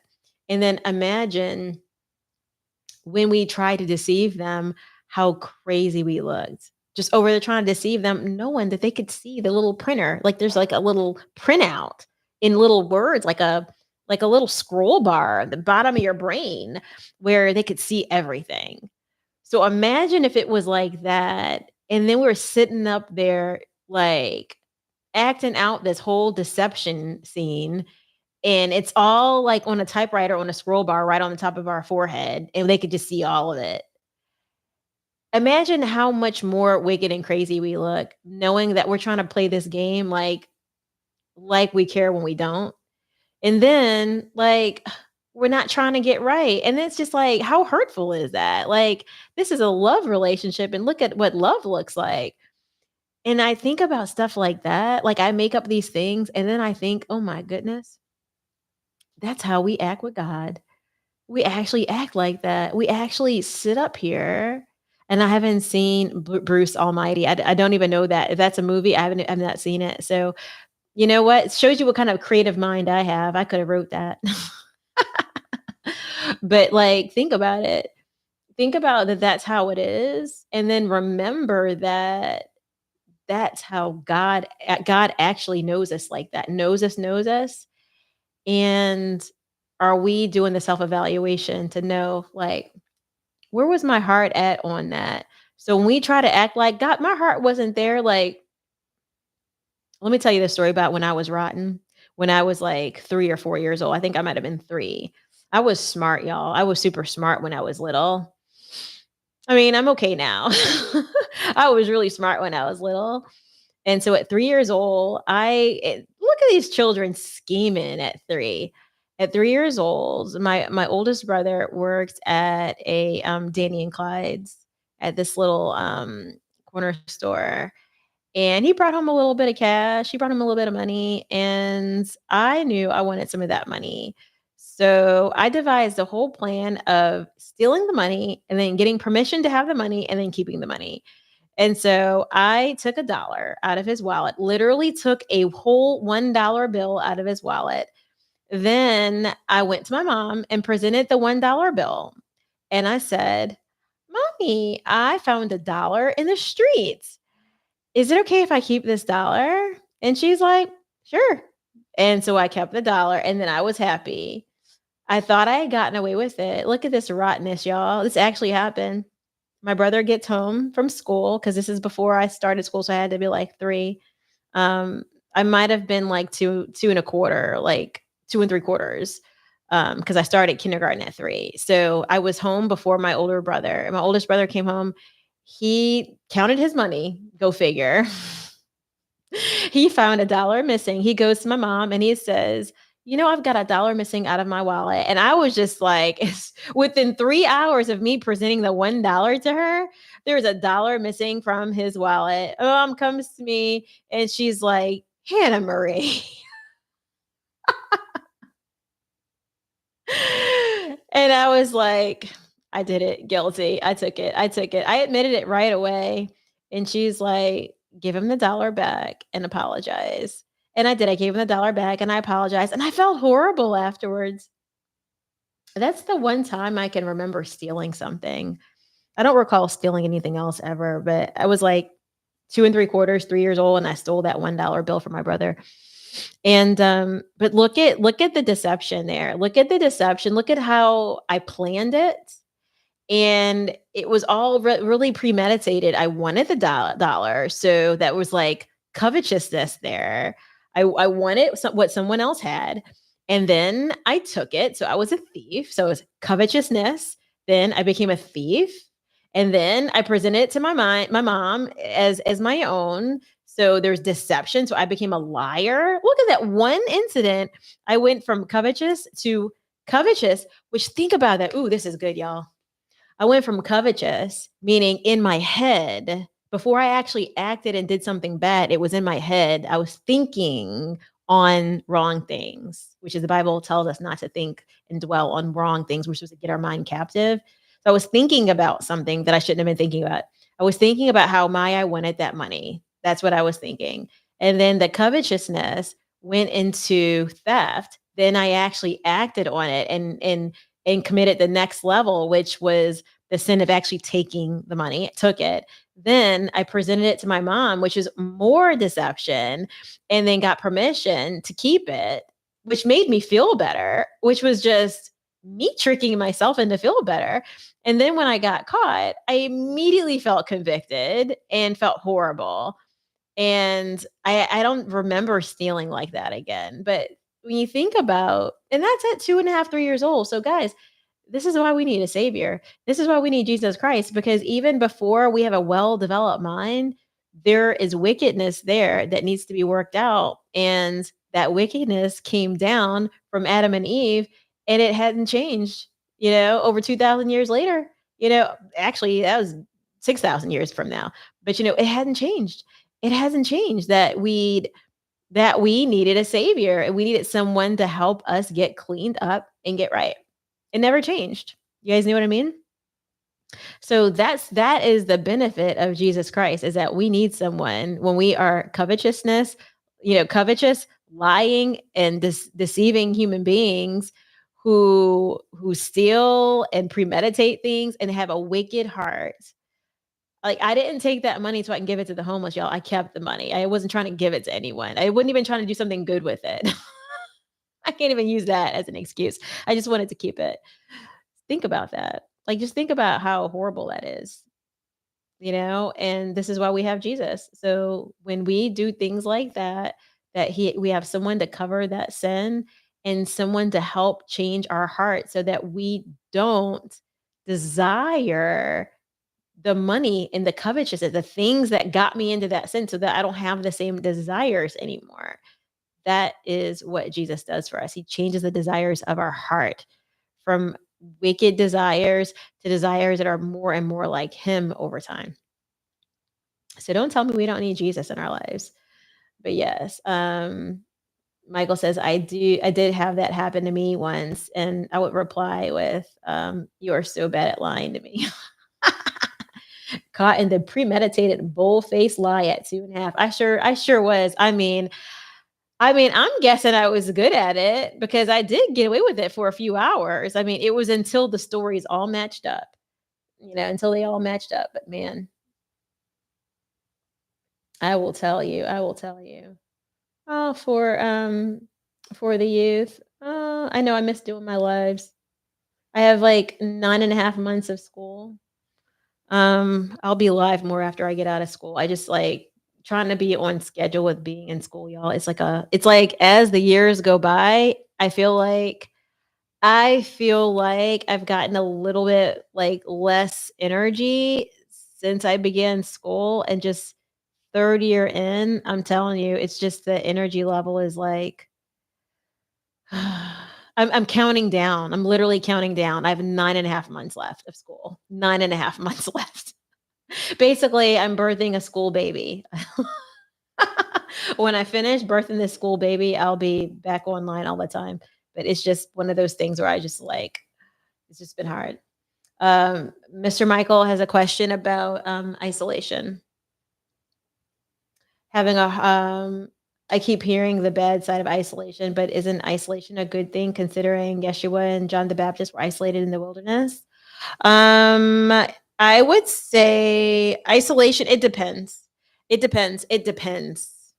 It depends. When I first got saved, the first thing that happened was I went into wilderness.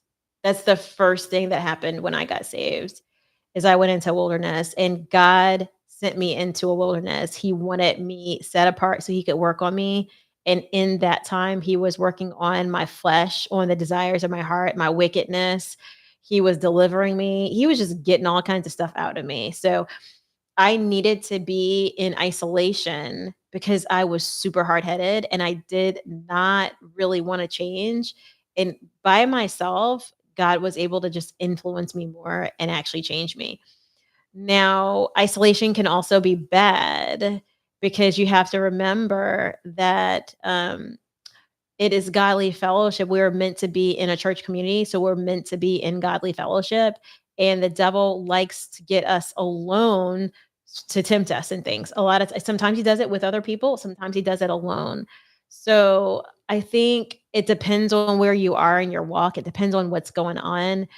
That God can actually use everything for good, but I feel like there are seasons where God has you set apart and alone, and He's working on something specific with you. He might be building your faith. He might be just drawing you near Him. He just, it might be something where He's just working on something with you, where He's got you just with Him. But I can tell you, I've had seasons. I feel like I'm in this season right now. I feel like I'm in a season right now where I am spending more time with people who are in the faith. Like, I feel like I spent less time. Believe it or not, when I was in seminary school, I feel like I spent less time with people in the faith. I feel like I spent less time. I was more isolated and less, it was more about me and God and less about me with other people. Since I left seminary, I have been craving fellowship with other godly people. So I've been finding myself over and over and over again in circles of people who love God. And I think it's the season that I'm in is a season where I'm either needing that, like, even when I'm, like, super duper busy and like, man, like, if I go to church today, my homework's gonna get crunched, blah, blah, blah, this and that. But I'm finding myself craving so much just to be in godly circles. I'm definitely not in a season of isolation, but I have been in a season of isolation. So, I feel like there are some seasons where when you've got godly fellowship, it's actually harder for the devil to penetrate because there's almost like a hedge of protection with you in that inner circle because you got people like, look, when I need prayer, I call someone and they're praying for me. Just when I'm having conversation, I'm like able to connect with people who are like minded. And it's a season thing, and that's where I'm at right now. I feel like I need that, and that's what I have right now. But it doesn't mean that, it doesn't mean that that won't change and that I won't need like another quiet period where I just like need some quiet time where it's just me and my Bible, me and my prayer life, me and my secret place. It doesn't mean that won't change. Um, it's almost like when the season is done, you start to get more revelation about the season. You get some revelation in the midst of your season, but you don't get all of the revelation. There's some revelation that even happens after the season is complete, and you'll understand more why God had you partnered with a group of people, or more why God had you set apart after the fact. So I know the time that I was in isolation, I would actually call it a wilderness or set apart because I do feel that God had to work out a lot of things in my flesh that if I was around people, I didn't have a godly circle anyway, but I would not have beat the things that I needed to beat or even get the strength to know that's my flesh. Like, I wouldn't even I thought that that was just me actually, and that's what I thought for the longest time. I said, "Oh, like, these bad habits. This is just me." I didn't even realize that I was under attack. I didn't even realize that at times I was under attack and at times I was just battling my flesh. I did not even realize that. I was like, "Oh, that's just who I am and what I am." And those are the tricks that the enemy will play on us is he'll make us think that everything is just us when we actually are either under attack at times and other times we are just battling the flesh in, the areas that we're lacking in discipline sometimes, sometimes we're just battling that. But Les says isolation for too long is bad.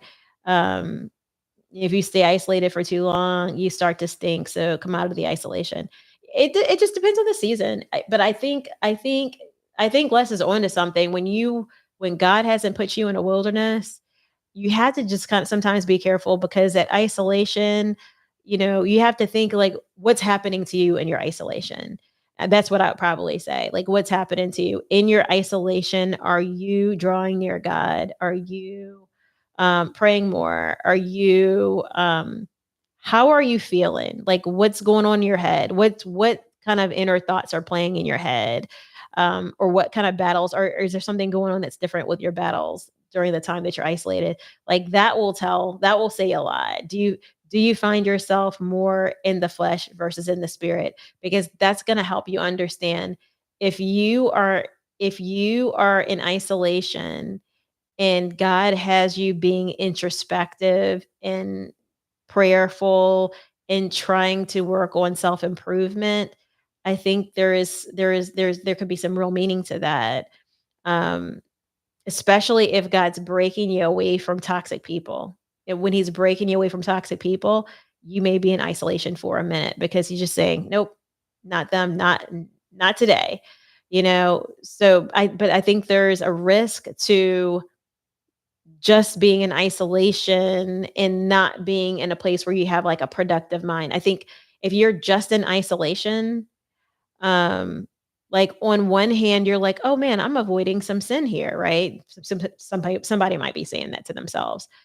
Um, it depends on where you are, what season you're in. Like sometimes you just need that quiet time, but other times it's the isolation that's positioning you to have troubling thoughts or making you think on things that are wicked. Sometimes it just depends. Like I can liken it to the meditation where people are blanking their mind out and emptying themselves. That I think is kind of dangerous. If you are isolating and then like going like blanking yourself out, kind of just quiet and not really in your Bible or self-reflecting or doing something productive, if it's just kind of like a blanked out time period and you're not doing anything particularly good, I'm gonna start to wonder if it's useful to be in isolation like that so long. And then I'm gonna start wondering, what are you thinking on? Well, what are you thinking on? Like every day isn't just quiet up there. So what are you thinking on? Where are those thoughts taking you in your head? And are those thoughts taking you to being more in the spirit per Galatians chapter 5? Or are the thoughts that you're thinking taking you to being more in the flesh? Ultimately, um, if you feel like God's doing something with it, then I think it's good, but I think, God has seasons for it. He has seasons for isolation, um, and it's usually not like an ongoing thing for years and years and years and years and years and years and years. I don't think that's necessarily something that he does because there's a lot more, we're built to be in a body. We're built to be in, the body, meaning like it could be a church or it could be fellowship, but we're meant to be part of a group of people who can pray for you, watch out for you, mingle with you. We're meant to be in a body. So, in a body of believers, so to speak, that to strengthen us. Walking for too long alone, I think can be troublesome, but I think everybody kinda knows herself. When you've gotten into your 30s and whatnot, you know when you're starting to, like, think on things that are not good for yourself. I think by the 30s, you probably are very well aware, like, "Yeah, I'm thinking on some things that are taking me to a dark place." Once you're doing that kinda stuff, you you're probably in trouble, like, that's an unoccupied mind that the devil is trying to begin to occupy. Does that make sense? That's an unoccupied mind that's in trouble. Once you're starting to think on things and dwell on things that make you sad, depressed, angry, you know, um, that's an unoccupied mind that the devil is actually trying to get a hold of. And that is a person who needs a prayer circle. See what I'm saying? That's a person who probably needs to get out of their time alone in isolation because it's going to be difficult to withstand those attacks when you don't have someone who you're like, okay, people that are praying for you, people that are looking out for you, people that are checking in on you. I think that we have to be cautious with stuff like that. Um, there's a season for isolation and wilderness, but even in the midst of it, you know it. I feel like it's just instinctively, you're like, oh no, God's working on me right now. But if it's God's working on me right now because you're in a place of I'm afraid of, out of fear, then you might just be avoiding people. People do that too. They're like, they try to, oh, God's working on me. Their God's working on them. God's been working on you for how long? So you're hiding from people. Like there's at some point you might be hiding from people. Not you specifically, but you know what I'm saying. Somebody might be out there hiding from someone, and under the guise of God's working on me. I mean, yes, God is working on all of us, but you know, I mean, everybody's situation is different, but I think we know when God's working on something with us. Because a lot of the times we're in that isolation. We know what he's doing. It's good for us. We know what's good for us, but we're in that isolation. And we're like, "Phew, it's hard though. It's hard, but I know it's good, but it's hard though." Like we'll often be thinking like that. Anywho, um, that's when you start talking to painted face soccer balls. Crazy stuff.